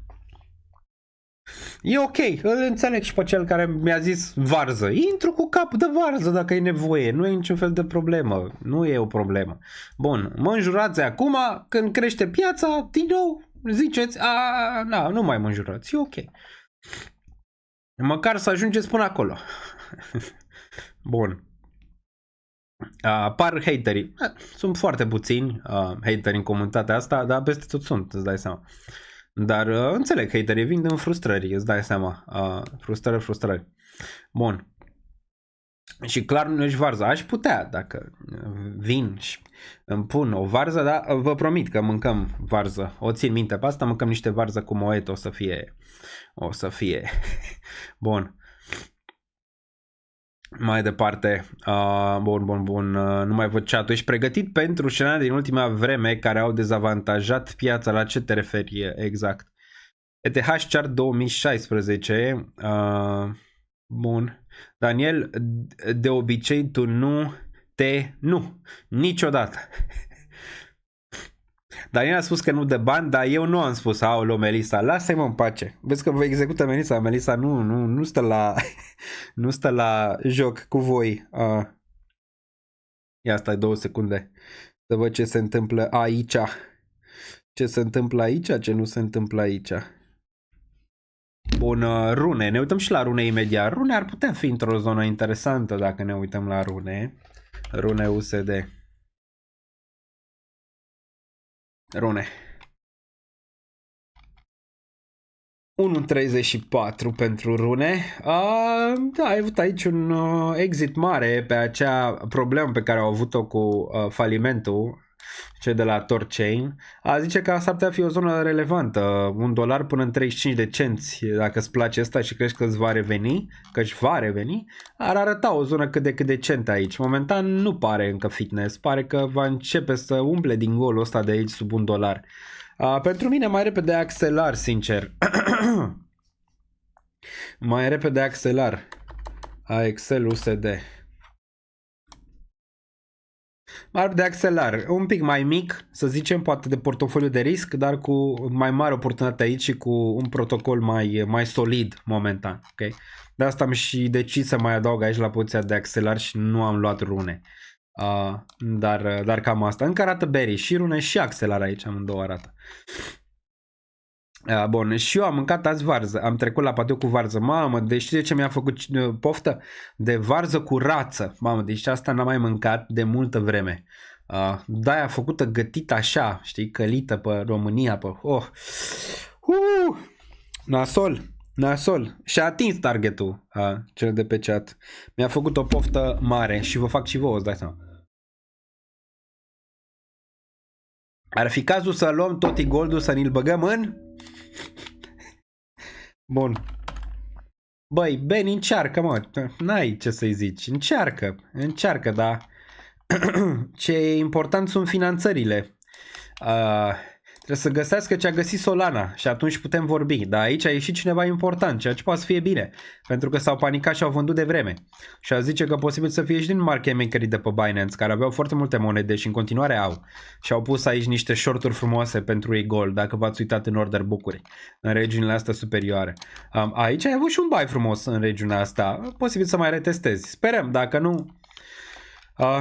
Domnul Sima, bine, hai să-i zic Cristian Sima, sau Cristi. Dacă mi-a zis, eu sunt o persoană foarte respectoasă, dacă mi-a zis să-i zic așa, pot să-i zic, înseamnă. Cristi a zis că se duce în 10. Bă, n-a fost departe, a fost 17 aici. De fapt, a fost un pic departe, dar rămâne de văzut. Dacă. A zis că n-acceptă pariul pentru că mi-ar lua banii degeaba. Dar na, adică s-ar acoperi, gen, dacă ar zice că se duce la 10, s-ar acoperi pe futures, știi ce zic? Dar na. Tot l-aș face. Tot l-aș face aici. Putem să dăm zona de 12,9. Asta e următoarea zonă în caz că ăsta pierde regiunea de 20. O regiune important. 20 trebuie să închide la weekly, neapărat, ca să putem vedea ceva aici. E relevant. Pentru ăsta. Bun. O rață pe varză mâncăm și noi. Ar fi bine. Vorbeai de ETH, de ce te-a dus repede pe gol? Păi am închis cu ETH. Șanse bune de bottom. Dacă se duce de aici Haponli, o să ne uităm la ziua lui Daniel Niță, ca ultima zi în care am văzut ETH la 2100 sau 2000 sau cât a fost. Arată bine. În continuare la macro. Și am încredere în continuare în ETH. Nimeni nu o să poată să mă facă să-mi vând ETH-ul de aici.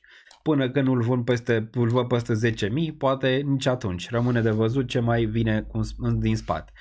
Arbitrum, aici ne uităm imediat la arbitrum. Am mai acumulat arbitrum, după cum ați văzut.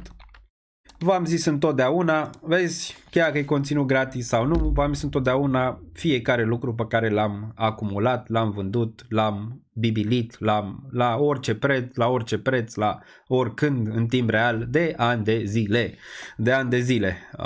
Dacă nu vă place transparența, nu știu ce să zic. Da, cred că vă place. Bun. Au fost numai poziții câștigătoare? Nu, îți dai seama că nu există așa ceva, dar overall plus, ceea ce contează. Bun. Dacă vedem aici nivelul de 0.38 a atins. După cum ați văzut, am luat în 40 și ceva arbitrum. Cam asta e ultima redută aici pentru arbitrum, adică nu are nimic. Trebuie să apere zona asta cu dinților aici arbitrum și să reia zona asta bullish pentru arbitrum mergând înainte peste regiunea de 64 de cenți. Urcă peste zona asta, e posibil să se fost bottom aici. Cu toate că pe Coinbase vedem numai selleri aici, momentan buyerii se lasă așteptați. Hai suntem pe daily. Daily-ul, da, a avut aici niște inflow-uri. Criptomonezi, zice Vladinski, exact, criptomonezi, pentru că nu există piață care să-ți dea oportunitate mai mare decât criptomonezile. În momentul când ele performează. Nu există. În momentul când ele nu performează, nu există piață care să-ți aducă mai mari pierderi decât piața de cripto. Bun. Niște varză cu mota. Hart, te rog, Daniel. Unora le place shawarma cu lipie. Zâcă, ne-am uitat mai devreme la zâcă. Din nou este într-o zonă decentă de reacumulare. Mai crezi în Nier? N-am Nier în portofoliu, dar posibil să aibă o reacție bună. Și Nier. Uit shop în Olanda, cred că e full acolo cu scăderile astea. Depinde. Eu n-am mai intrat de multă vreme. Nu folosesc droguri, ok? Am suficient în piața de cripto. Nu e, cred că altceva să-ți dea drog mai mare, adică nu există să-ți dea altceva. E greu de replicat orice. Bun, Trump, poate ne uităm pe Trump. Pengu din nou vine și într-o zonă. Era, țineți minte, Notcoin ăsta. Notcoin, dacă ne uităm, ia să vedem ce mai face de când ne-am mai uitat pe el. Ok, ți-a pierdut regiunea de 004, vine în sfârșit într-o zonă în care de aici poți să vezi niște pumpuri nesimțite de la asta, de la Notcoin. Aici doar ce ți închide din zonele astea foarte, foarte mari de aici Notcoin-ul. N-a putut să spună bottom 004, probabil va încerca mai jos aici Notcoin. Dar de analizat ăsta, momentan nu. De analizat când se va apropia de nivelul ăsta de aici Notcoin. Mare un pic, 001 până în 0001. Bounce-uri de aici probabil nesimțite rău de aici, probabil de aici până aici faci 360%, până aici ai face 768% pentru Notcoin. Destul de aproape de un full reset aici pentru Notcoin. Multe au full reset în momentul de față de la prețul pornirii, unele sub. Asta te-ar putea ajuta la nivel de altcoin season mai devreme sau mai târziu. Bun, dacă atinge 10k, da, îl pun la licitație. Crezi că Link va mai face ce a făcut Solana? Link este ceva long term. În Patreon pregătesc un video cu monede long term aici, adică pentru următorii 5 ani, ceva mai long term. Iar acest Link, da, am mai acumulat ceva aici un pic. Chainlink, o să mai vreau aici 12, 11 sau poate mai iau o dată dacă mai testează 15, deoarece n-am mai putut regiunea aia. Aș vrea să-mi cresc poziția de Chainlink. Nimic nu s-a schimbat aici la Chainlink, chiar că vine și revizează tot range-ul ăsta, la un moment dat va face all-time high. Și o să fiu acolo când va testa peste 100 Chainlink. Utility. Mare utility aici la Chainlink. Pe toate zonele. Când trebuia să intru în criptă, mă duceam la pește. Ai prins măcar pește? Asta e întrebarea. Dacă ai prins ceva pește, ar fi relevant. Cum pot cumpăra o ședință de 1 la 1 cu tine? De săptămâna asta o să fie și pe site, dar momentan prin Patreon. Da, o să fie și pe site. O să ai aici în site și partea aia. Adică o să intri aici în site. Nu o să vezi doar asta, o să vezi și aici 1 la 1 sau ceva de genul ăsta. O să poți să-l iei și din site, o să poți să-l iei și din Patreon. În Patreon poți să-l iei de acum, adică îl vezi din Patreon, plus că ai și discount acum în Patreon. Deci poți să te uiți acolo pentru 1 la 1. Bun, mai am o ședință mâine pentru partea asta. Pe partea de storage, ok, Walrus, nu știu dacă e aici ăsta, ia să ne uităm un pic.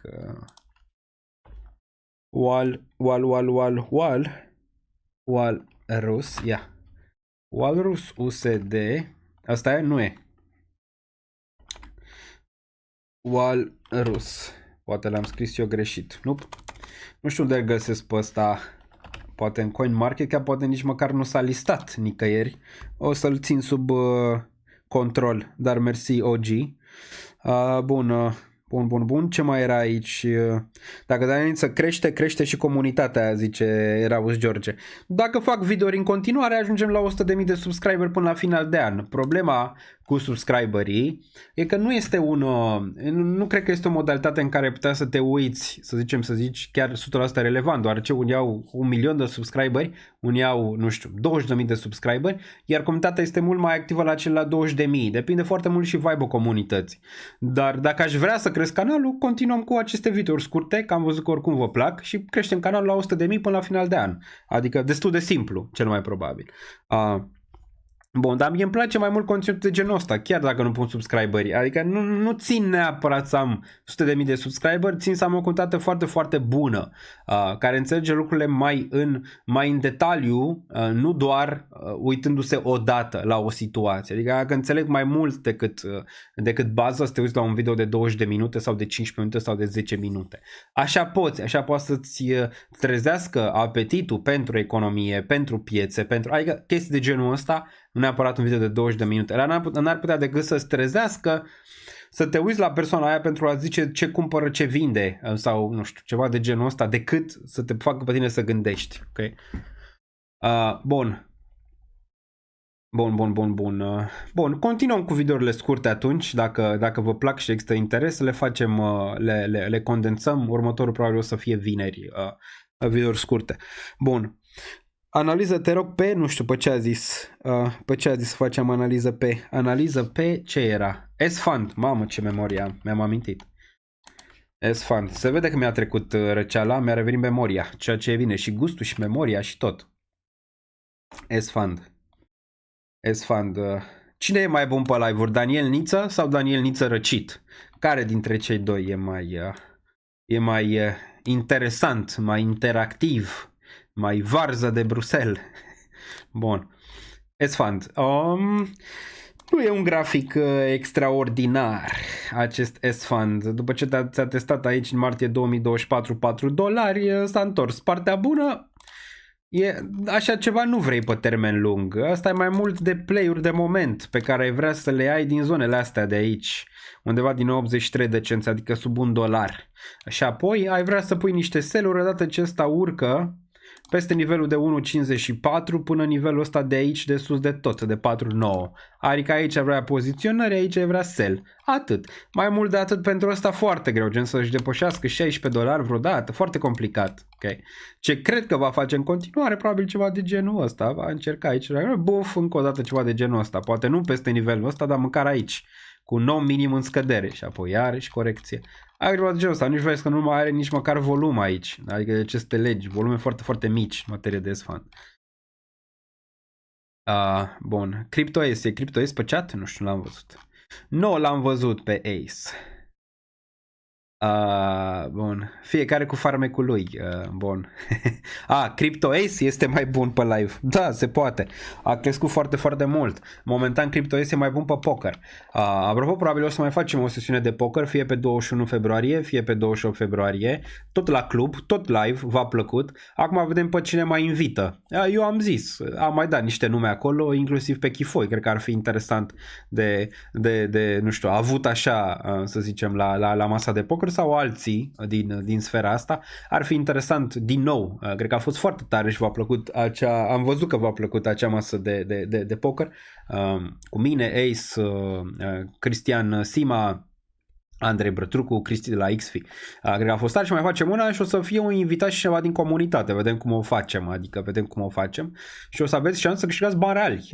Ok? Noi îți dați seama că jucăm pentru joc, dar voi să aveți șansa dacă aveți norocul și skill-ul necesar pentru poker, o să puteți să stați cu noi în acea zonă, cu toți cei acolo și o să fie foarte, foarte tare. Dar vedem cum o facem. Nu știu exact. Bun. De unde? Da, Mr. Spread, exact, Mr. Spread ar putea să fie, adică Mr. Spread deja era invitat dinainte, numai că n-a putut ajunge la următorul. Bun, am mai jucat oricum în particular cu Spread și cu Ace, dar ziceam că Ace deja m-a depășit la poker, de exemplu, deoarece el continuă să joace și e printre cei mai buni, să zicem, pe partea de heads up, adică a crescut foarte mult la nivel de joc de heads up. Deoarece asta mai joacă momentan, foarte, foarte mult a crescut și el joacă în continuare destul de activ față de mine, care din 2019, cred că ultima oară când jucam cât de cât mai intens, sau chiar 2020 n-am mai jucat poker. Chifoi nu merită că nu crede în altcoin season. Păi puteți să le întrebați voi pe cea dacă crede în altcoin season sau nu, dacă mai vine sau nu, habar n-am. Altcoin season va veni, dar ăla pe toată piața îți dai seama că nu poate să vină, pentru că sunt milioane de token în momentul de față. N-are cum, îți dai seama să ai pe toate urcările la all time high pe toate. N-ai cum să ai asta, da, o parte, 20-30% din piață, clar, vor avea urcări destul de mari la un moment dat. Bun. Bun. Mihnea, da. Mihlea, zicea cineva aici, Mihnea, cred că a fost invitat la un moment dat. Da, să mai poate. Îți oferă revanșa Ace. Da, m-a bătut data trecută. Ați văzut, noroc. A avut noroc pe River. Avea doar 14%, dar na, asta e, câteodată mai și noroc.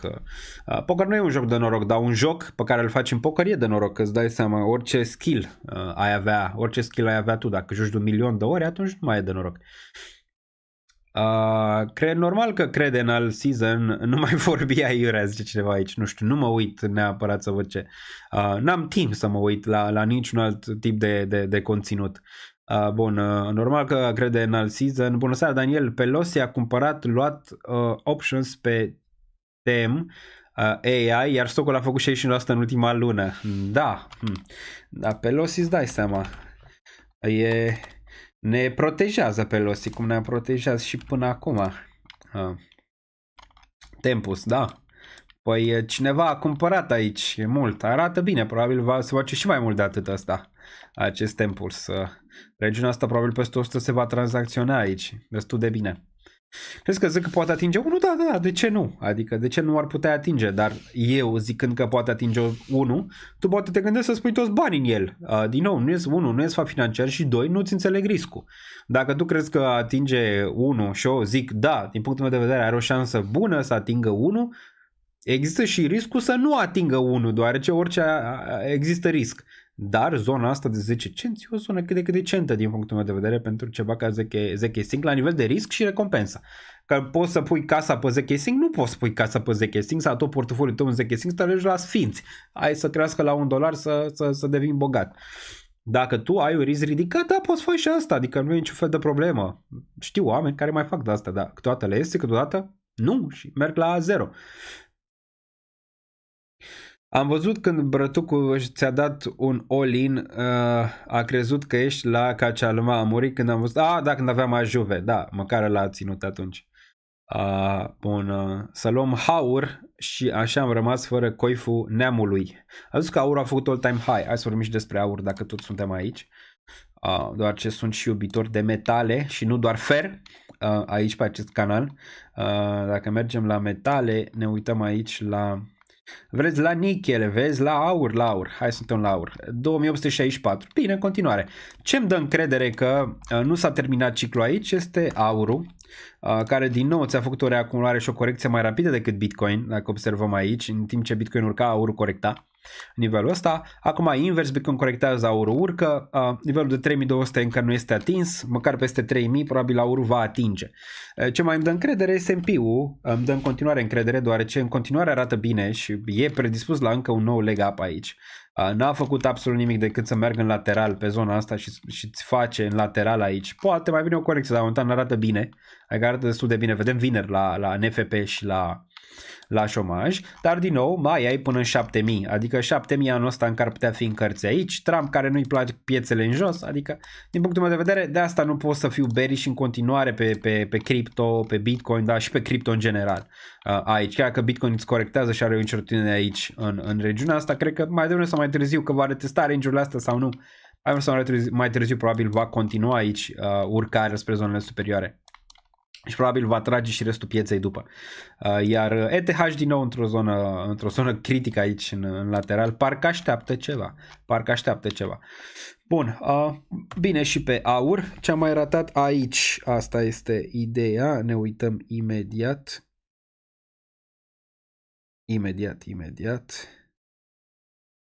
Bun, mersi Melissa că mi-ai trimis aici super chat-urile. Imediat mă uit să văd ce am mai ratat.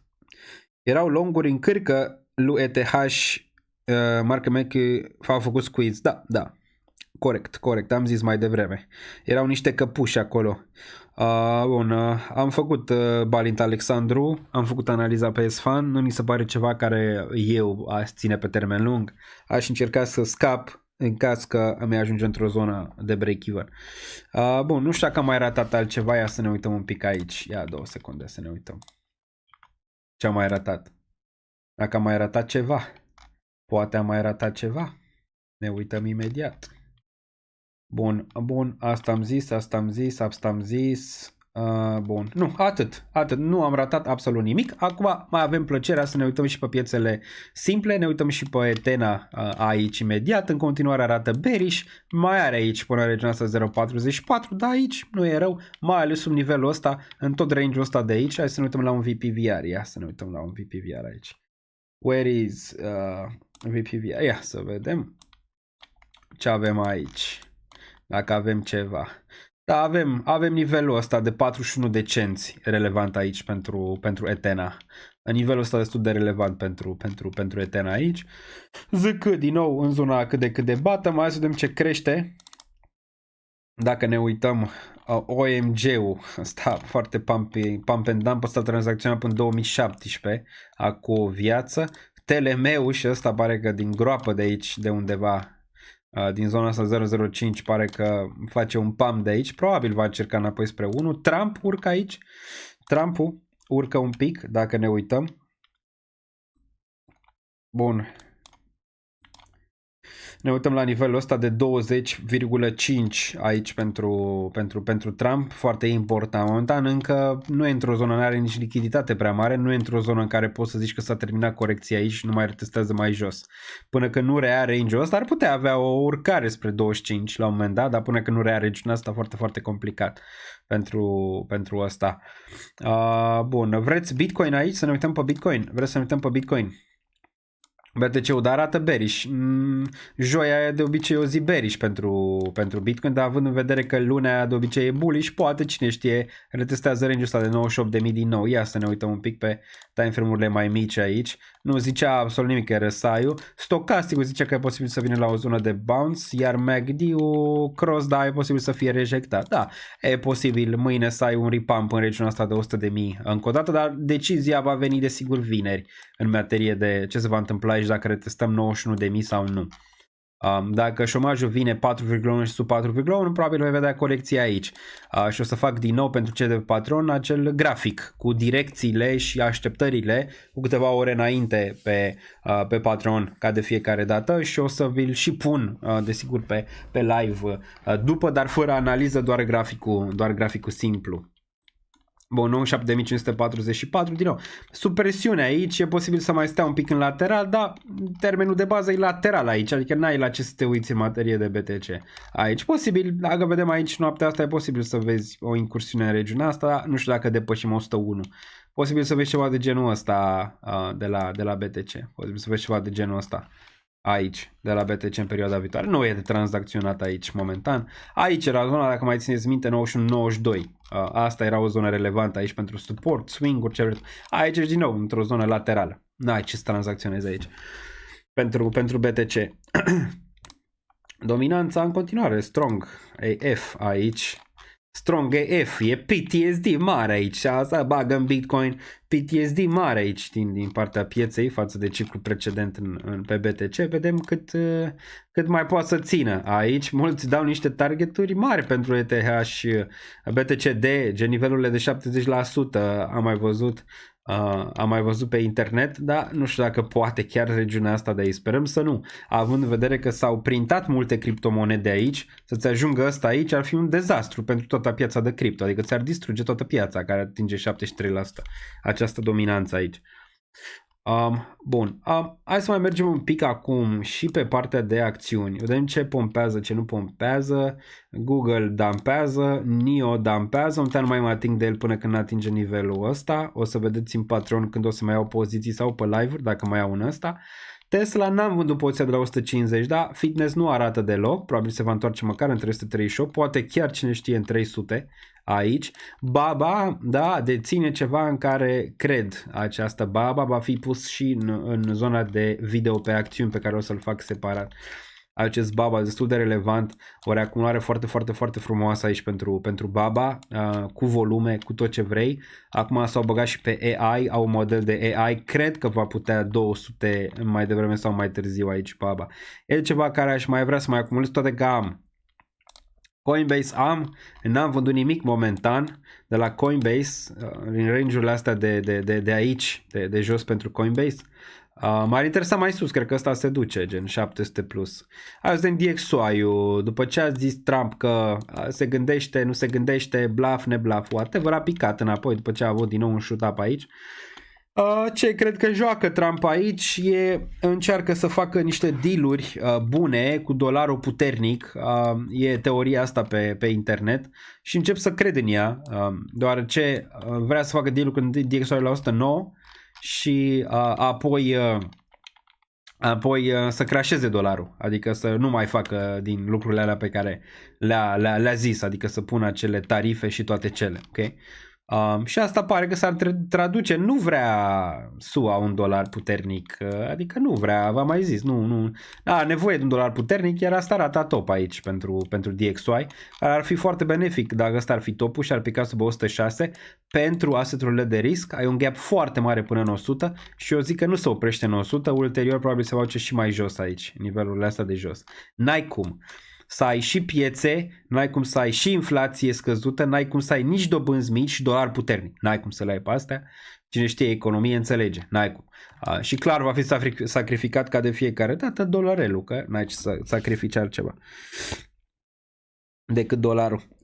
Bun. Altceva aici nu cred că putem... Nu cred că putem vorbi pe partea asta. Ne uităm și la bonds imediat și la alte lucruri. Ia să ne mai uităm pe aici. Euro un pic în urcare aici. Din regiunea asta din nou. N-a atins 99, s-a oprit în zona de 101 și din nou a făcut bounce. Îți încearcă aici euro, îți încearcă la macro un bottom. Și arată binișor pentru o încercare de bottom macro și o rulare până în 1.09 din nou aici euro. Dar mai vedem ce se întâmplă când pune Trump tarifele alea promise. Vedem. Pentru Uniunea Europeană. Nasdaq în continuare destul de bine, 21.607 pentru Nasdaq aici, în continuare bine, pare ciopi, dar ulterior cred că va rezolva problema în sus, chiar dacă poate mai corectează la șomaj, vedem. S&P-ul bine, în continuare nu avem ce vorbi, QQQ și el destul de bine aici, vedem Russell. Russell 2000, Russell 2000, revenire frumoasă de aici din bottom-ul ăsta pentru Russell 2000.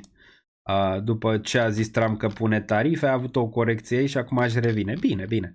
Russell 2000 mai pe partea speculativă din piețele financiare și mai avem ceva aici la care ne uităm să vedem cum arată partea speculativă. La partea de ETF-uri, dacă ne uităm aici, avem, unde este? Arcu, wow! Ok. Da. Cum n-am văzut asta? Am o poziționare în acest ETF de aici. N-am mai venit să retestez de regiunea asta? Ba da, a venit. A retestat. De aici era făcută analiza. A retestat range-ul ăsta și apoi a urcat. Pare că nu e chiar așa rău cum crezi. Având în vedere că ARK Innovation, care asta are cele mai mari păcănele de la, nu știu, NIO, UiPath și toate cele. Ok, pare că ăsta urcă și are target aici în 70. Pare că e un apetit de risc acolo invizibil pe care piața nu îl observă momentan dacă te uiți aici la ARK, ok? Care e foarte bine și am în poziționare aici, n-am vândut ETF-ul ăsta pe ARK. Și aici 9,90, probabil 90 va fi un target aici. Frumos. În prima fază probabil 70. Frumos ARK aici. Deci pare că indicatorii cât de cât de a vedea risc sunt acolo, par acolo. Au nevoie de un pic de împingere, cel mai probabil. O mică împingere au nevoie, cel mai probabil. 2 secunde. Ok, o părere ulfui Trump. Ne uităm imediat, analiză și pe Sidus. Ne uităm și pe Sidus imediat. Bun, la nivel de ce a acumulat BlackRock, ce credeți? Asta a intrat și în teoria cu ETH-ul. Hai să ne uităm un pic aici, dacă cumva au acumulat sau nu. Ce credeți? Credeți că n-au acumulat sau credeți că au acumulat? Înainte, posibil să fi văzut deja tweet-ul pe care l-am dat astăzi. Da, o să vă șocheze un pic ce s-a întâmplat.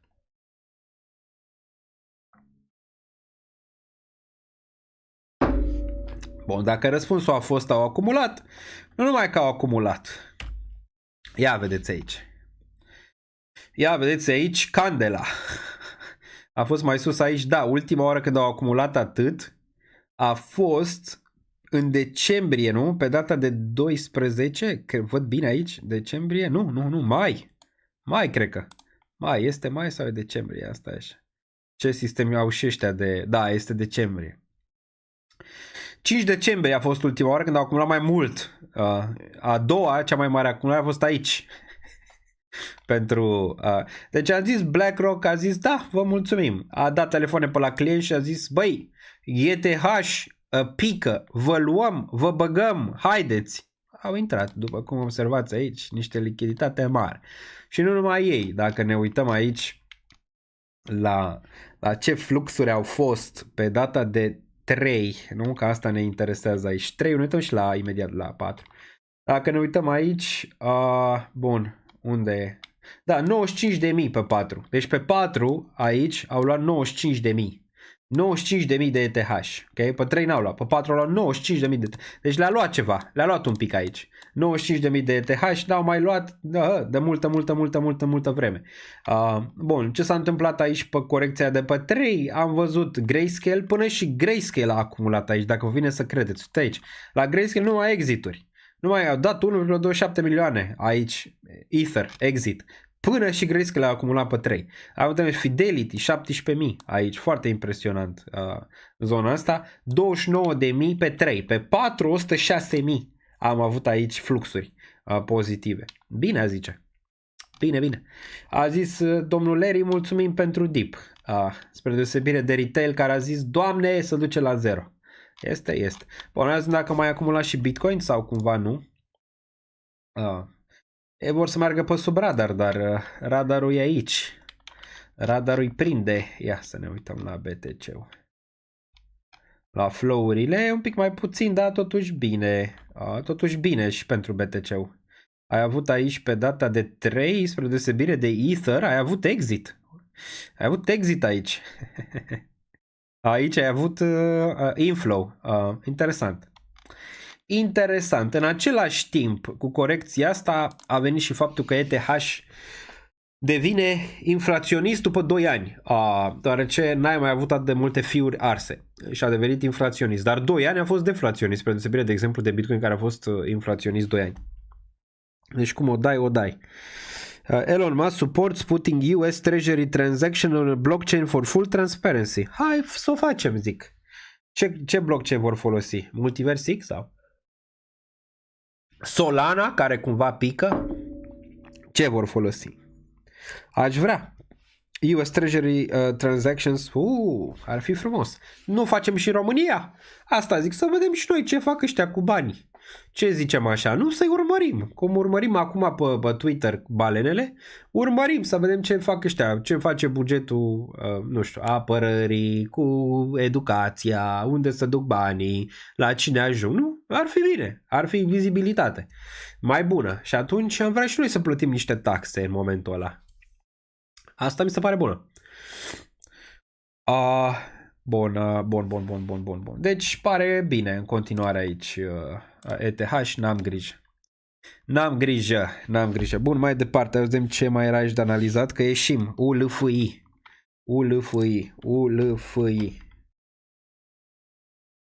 ULFI, te referi la World Finance Liberty sau la Trump? Nu știu la ce te referi exact.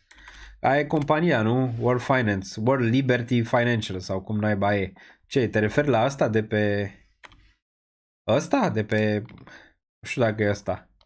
Nu știu dacă te referi la asta. E zis Trump în... Nu știu la ce te referi. Bun, ăsta, dacă e ăsta, probabil bearish înapoi în regiunile astea de aici. Dacă e Trump... Dacă e Trump, în continuare bearish aici, până când nu reia măcar 22, probabil undeva mai jos. Vezi, regiunea asta foarte importantă, 25-27 aici. Bun, mai departe. Analiză și pe Sidus, te rog. Sidus, hai să vedem și pe ăsta. Dacă mai trăiește și ce mai povestește. Bun, vă ziceam de ăsta, aici, Doamne, trebuia să pupați picioarele că ăsta s-a întors aici, adică în nivelul ăsta de preț masiv, aici undeva la 001, maxim l-aș fi văzut în 0031 aici. Regiunea asta probabil urmează 001 și apoi range-ul ăsta, probabil și nou minim pentru Sidus pe zonele astea, bearish, continuare asta. Bearish în continuare. Poate dă un mic bounce pe termen scurt, dar overall probabil se va întoarce aici. Dar aici încă o dată bounce, cel mai probabil. Ia să vedem mai departe. Pe acțiuni te rog, Reality.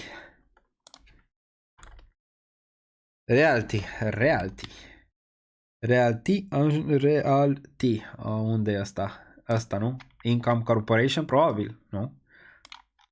Realty Income. Asta o fi. Pare că l-am mai analizat. Ia să vedem. Hai să vedem pe weekly. În continuare bearish. Adică continuare bearish. Ți-a avut aici un week în regiunea asta de 36. Ți-a rejectat și acum face un fel de distribuție Wyckofiană. Uite la graficul de Wyckoff și pune-l peste ăsta să vezi ce-ți dă. Nu ți-l pun eu că na. Să vezi ce-ți dă. Ok. În continuare, bearish, atâta timp când nu reia regiunea de 62. Poate să mai aibă niște reacții aici, în regiunea asta, dar nu cred. Hai să ne uităm la macro, cum arată totuși. Dacă e ceva interesant pe macro. Plecat din... Da, e interesant pe macro. Pe macro e interesant, n-am ce zice. Merge up only, da, din 95. Și mai are corecții de obicei. Ar putea să mai retesteze, zic eu, regiunea de 46, poate 39, dar la macro nu e rău. Nu e rău la macro. Pe termen mai lung ăsta. Daily ce ne zice? Da, probabil corectiv în continuare spre regiunea asta de aici. Și cu niște sălări destul de mari. Bun. Mai e ceva analiză KX și apoi mergem înapoi pe cripto cu câteva altcoin-uri și am încheiat ZKX ăsta, nu?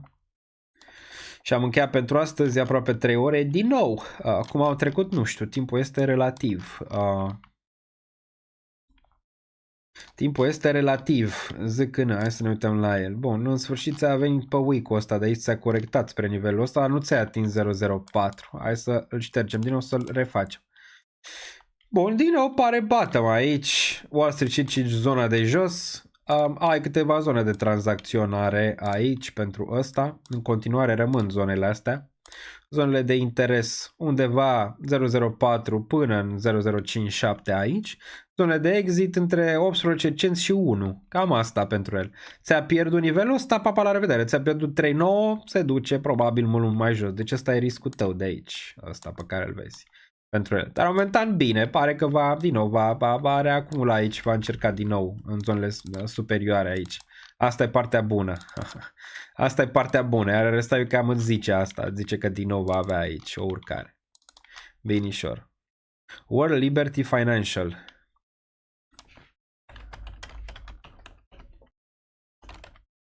Păi ce e, cripto sau? Ăsta e, nu? Că altceva nu văd aici. E companie? Ia. Nu văd. Sincer. Bă, ăsta e? Adică nu văd altceva. Îmi dădea dacă era companie, îmi dădea prima. Altceva nu văd. Ăsta de pe Raidium pe Solana. Altceva nu văd dacă ăsta e.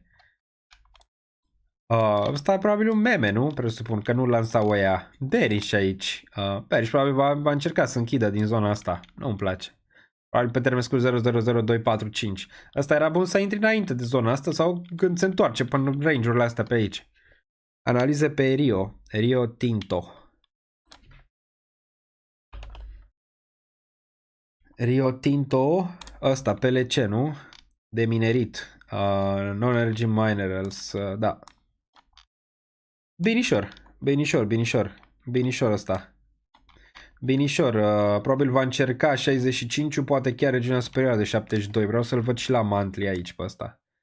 Da, binișor și la monthly după 2 zone de corecții, dar are tendințe de-astea masochiste aici de obicei. Dar nu, binișor. N-am mai făcut all-time high din 2008 și acum ți retestează și spune numai minime în urcare la macro. Ulterior, cred că poate să încerce și nivelul ăsta de aici de 100 plus. Bine la macro. Se referă la wallet, să vadă achizițiile lor. Da, putem să ne uităm, dar le știm deja. Poți să intri la ei pe Twitter sau poți să intri imediat unde era, la Arkham. Intră Arkham Twitter și vezi acolo. Arkham. Dă follow aici la Arkham, imediat. Dă follow aici și aici o să vezi și tranzacțiile lor și ce au mai cumpărat și ce au mai făcut aici la cei de la World Liberty Finance, ok? Poți să vezi. Poți să duci la ei pe site. Cred că la ei pe site le găsești acolo. Tranzacțiile respective și tot ce ține de zona asta. Bun, bun. Vedem că cineva aici, uite, someone bought 10 milioane ULFI in a single go yesterday, making them invested. Bun. Bun, poți să vezi aici. Nu știu dacă asta se referă la cripto sau la ce exact. Bun, poți să vezi toate tranzacțiile. Nu știu dacă la asta te referi, adică ce dețin cei de la World Liberty Finance, poți să vezi pe Arkham. Și uite, poți să intri aici. Au Linktree și poți să te duci la ei pe site să vezi.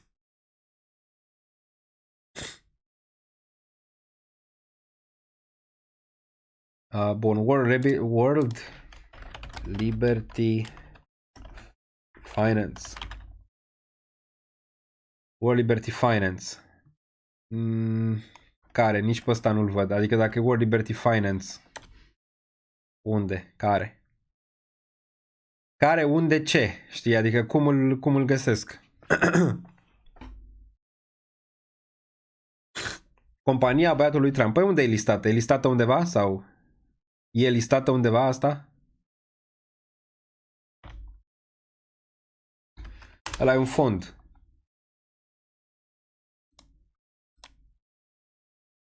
Unde e listată? Asta zic. Unde e? Bun, sau ce vrei să analizezi la ea? Ce deține? Ce... Bun, bun. Mai departe. Mai departe, APT. APT, putem să ne uităm un pic la APT, poate vine într-o zonă interesantă. APT USD, imediat. APT, Aptos. Ce părere ai de ultimul tweet al lui Beniamin Mincu? Încearcă, ceea ce nu poate să fie decât de bine, măcar încearcă ceva și proiectul nu e mort. Din nou, Aptos s-a întors în zonele de jos după ce ți-a rejectat din nou de aici din 19 încă un minim în scădere, iar s-a întors în zona de oportunitate, din nou aici. Ce e? ICO sau ce e? Te referi că e ICO sau fac ăștia monede? Nu știu, nu mă pasionează să intru în zonele alea. Multe sunt și scamuri, ai grijă. Irakpol, zicea tipul ăla, a făcut cineva un meme cu fondul familiei Trump. Ok, am înțeles acum. Da, deci mare grijă cu astea, că nu e el. Mare grijă. În cripto trebuie să te uiți de 15.000 de ori. 436, da, din nou, în zonele de relevante pentru Aptos, există în continuare aici interes, dar grafice de genul ăsta nu știu dacă ai vrea să ții pe termen lung. Ce asta? Îi facem doi ochi aici. Ce zici că este? Nu știu. Cum era ăla din Harry Potter? Moragog, nu știu, ceva pe acolo. Deci că e păianjen, adică deținem păianjeni aici. Da, dar din nou în zona în care ar fi interes aici. Aici ceva volum, da. Cu o medie de 3-4 pe DIM, acumulat la 0,6 pentru a vinde măcar un break-even, eventual un target de acest bull. Hai să vedem pe DIM. Hai să ne uităm la DIM și ne uităm și la Solana imediat și am plecat. Is late. DIM USD. Pe cripto. Bun, un grafic excelent. Merge doar spre 0. Și atât. Bun. Dimension, dacă aș avea media aia, să-mi scad media, aș lua sub 50 de cent cel mai probabil. Ia să vedem cât e pe minus de la listare. Minus 94%. De obicei, zone de bottom. De obicei, zone de bottom pentru criptomonede. 94%, ai avea probabil 98% aici, nu? Ia să vedem. Ia. Da, 96 ai avea aici. Dar da, între 50 și 30 de cenți, probabil da. Ăsta probabil va avea la un moment dat un cât? Dacă se duce din 30 de cenți până în 3 dolari, face 10x de aici. Ok? Altcoin season pentru el. Din range-ul ăsta până în 3 dolari, până în regiunea asta. Și probabil se va întâmpla la un moment dat. Doar ce nu o să mai fie vânzători. Totul se vânde până când nu o să mai aibă cine să mai vândă. Ok? Această criptomonedă și atunci o să poți să-ți o pompeze la cer. Din nou, market makerii de pe Binance. De aici. Da, zona asta ar putea fi relevantă pentru a mai scădea media aia foarte, foarte mare, ca să poți face o medie undeva pe aici, prin zonele astea, ca să poți să scapi de ea la un moment dat, de DIM. Dar la un moment dat pare că nu și-a atins subsolul, încă probabil va încerca din nou range-ul ăsta, de aici. Bun. Bun, hai să ne uităm și la ce era? Moragog. Moragog era? Moragog. Bun. MPC-ul pare că s-a ținut bine aici. Îți încearcă o formațiune de bottom cât de cât în range-ul ăsta MPC-ul. Poate mai adaug ceva în range-ul ăsta să mai trag media la el. Ce ăsta? Boeing? Boeing crește ceva? Earnings-uri așa ceva? Sau? Pe ce turnantă? Interesant Boeing aici. Bullish. Bullish. Înapoi spre zona de 243 la un moment dat ăsta. Bun. SEI. A atins targetul de reacumulare din nou acest SEI. Aici. Chiar s-a dus mai jos de 20. Și ești din nou în zona aia. Din nou în zona aia aici pentru SEI. 22-25 până regiunea de 17, poate 14. Ești din nou în zona aia și de aici, după cum observi, din nou au venit niște cumpărători pentru asta, nimic altceva. TIA, da, TIA, așa este. TIA, unde am mai și luat o poziție. Dacă ne uităm, n-a scăpat. n-o scăpat. Volume are, nu înseamnă că se duce la 0, deoarece volume are, ceea ce poate fi un punct bun pentru viitor pentru TIA, dar probabil va încerca să retesteze week-ul ăsta de aici pentru TIA. Aș mai acumula să mai ciudat în 2.35, aia ar mai fi zona de acumulare pentru TIA. S-a întors de unde a plecat, aici TIA ar putea din nou să-ți încerce aici în următoarea perioadă un bottom structural și apoi o incursiune în zonele astea superioare pentru TIA. Dacă te uiți la TIA, zici Wall Street și încă ești în zona de capitulare asta și ar urma depresia și alte chestii pentru a putea vedea zonele superioare aici pentru TIA. Dar ai reacumulare și cineva crede în moneda asta și nu cineva retail. Nu cineva retail. Asta nu e retail. Ok? Asta nu e retail aici. Retail e ăsta. Retail e ăsta. Că zonele astea. Asta nu e retail aici. E altceva. Ceea ce e bine. La un moment dat probabil vei avea o reacție diferită aici. Bun. Altceva. Teta era foarte bine să ține 1.6, n-a ținut, dacă închide sub 1.6 se întoarce în 1, probabil 88 de cenți. La retest nu doar ce ai avut aici, cât a fost 1.17, probabil se duce până în zona asta de jos, Teta. Și îți face din nou o altă zonă de reacumulare, depresie sau cum vrei să-i zici aici. Dar din nou și asta are parte de niște acumulări interesante aici, în regiunea asta. Utility are cât de cât. Mă duc cu TIA la 50% din portofoliu dacă mai scade mult. Asta nu e bine dacă nu poți să-ți permiți. Bun. Mai crezi în all-time high pe TIA? Da, dar o să dureze ceva. Ce s-a întâmplat acolo nu va fi de scurtă durată. Probabil va mai merge lateral. Dacă te uiți la Solana, la fel, probabil se va întoarce în 150, de fapt înapoi în 170 în prima fază și vedem după. Dacă ăsta este topul pe Solana. Topul de pe lume pe Solana sau nu. Dar nu, dacă mi-ai dat bani n-aș acumula Solana aici. Adică nici dacă mi-ai dat bani. Dacă mai plăti să-mi zici ia Solana aici, probabil nu. Doar ce riscul e mare aici pentru Solana. Riscul mare să facă asta la un moment dat. Să întoarcă aici. Aici poate ceva oportunități în nivelurile astea pentru Solana. Bun, crezi că e-gold se duce la 10-15? Bun, am lichidare acolo. Dacă piața retestează regiunea aia, probabil că da. Imediat. Ia să vedem. Momentan a ținut bine range-ul ăsta de 17. Eu aș zice că probabil se va opri din nou 19.5 regiunea asta de aici și apoi din nou va urca. Fetch și cred că închem cu el deoarece este târziu. Nu știu dacă ați mai lăsat un super chat, ne uităm imediat. Fetch. Bun. Fetch, din nou, n-a scăpat aproape de target de 56 de cenți. Aici am entry-ul. O să mai acumulez în caz că ăsta pică sub regiunea asta, se duce pe aici. Gen, se duce prin 0.24, 0.19 range-ul ăsta de aici sub 50 de cenți. Probabil voi mai acumula ceva fetch. Dar din nou, n-a putut să urce peste 1.56, s-a făcut din nou un fake out aici. Din nou pare că e foarte, foarte aproape de o zonă din nou de capitulare sub range-ul ăsta de aici din august, ceea ce înseamnă că probabil vei mai retesta. Foarte bună zona aici pentru fetch, dacă ne uităm la VPVR, ar fi de abia 30 de cenți dacă te uiți la macro. Dacă dai scroll up la macro, hai să ne uităm pe FET-USDT, că ar fi mai interesant de văzut ăsta. Ia să vedem aici. Bun, același lucru zice, 40 de cenți și apoi zona de 32. Aici probabil va veni ceva volum. Desigur cea mai bună zonă aici, dar n-ai vrea-o neapărat în zona respectivă. Deci cam se preconizează decalarea masivă a ciclului după cum arată ETH și alți.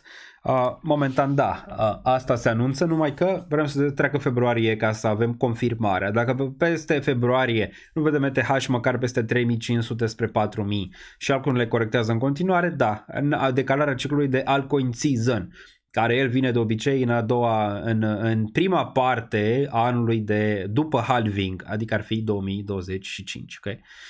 Bun. AVE stă bine în continuare, nu m-am atins de AVE, utility destul de bun pe AVE aici. Bun, cam atât. Ne auzim duminică la închidere și o să ne auzim duminică la închidere din nou și o să ne auzim vineri din nou la șomaj, deoarece acolo se joacă. Ne auzim vineri la șomaj. Bearish ăsta pe termen scurt, ți-a spart aici un trend, probabil se va întoarce 180. După cum arată piața momentan ca o concluzie, poate mâine un bounce, dar cred că la șomaj nu vom vedea știrile pe care le vrem, adică un șomaj suficient de mare ca să ne dea impresia că Jerome taie și asta ar putea duce la acele zone de retest, pe acele week-uri pe care le-am văzut până acum și de-abia apoi am putea forma un bottom. Asta ca o concluzie. Bun.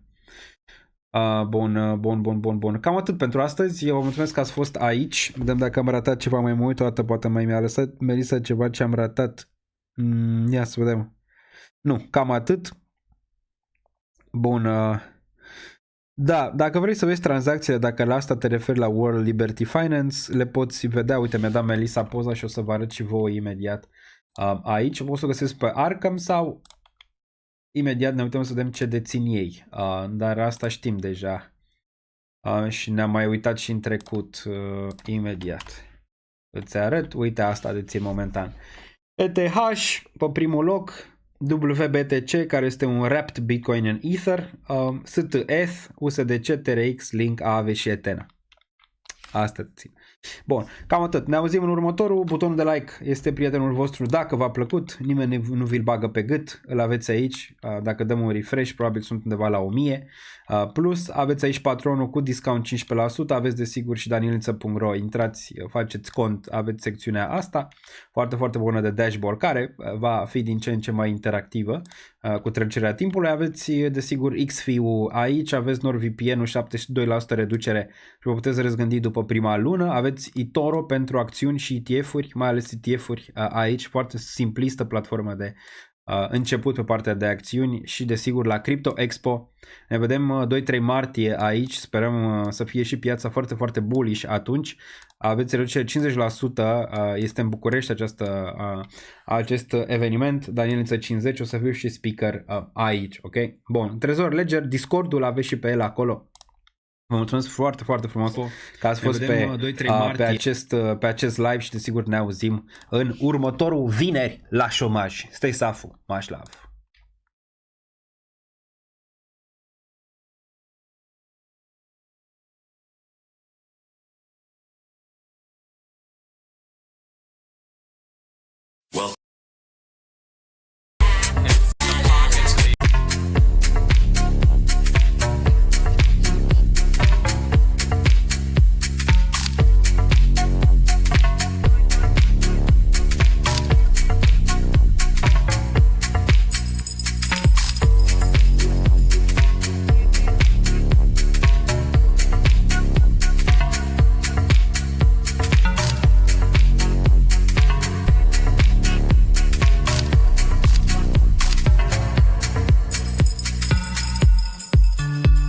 Banii, să nu vă... Încă nu e investit, nu e cheltuit. Nu mai am niciun leu.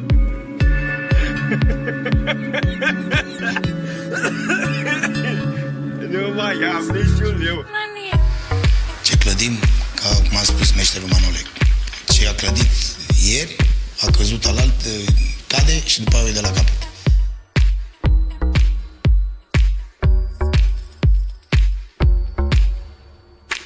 Două întrebări mai bună seara și... Bravo, Bobe! Două, trei cuvinte și... Bravo, Bobe!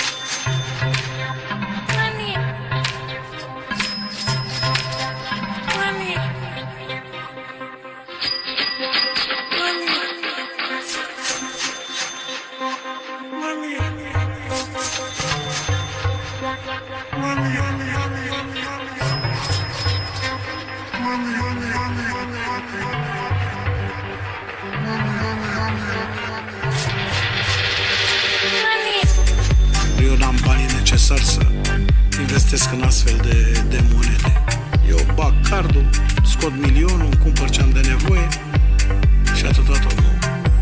Nu mă pricep cu criptomonede și cu astea. Pentru un lapte bătut și un sandwich mi-ajung ce am.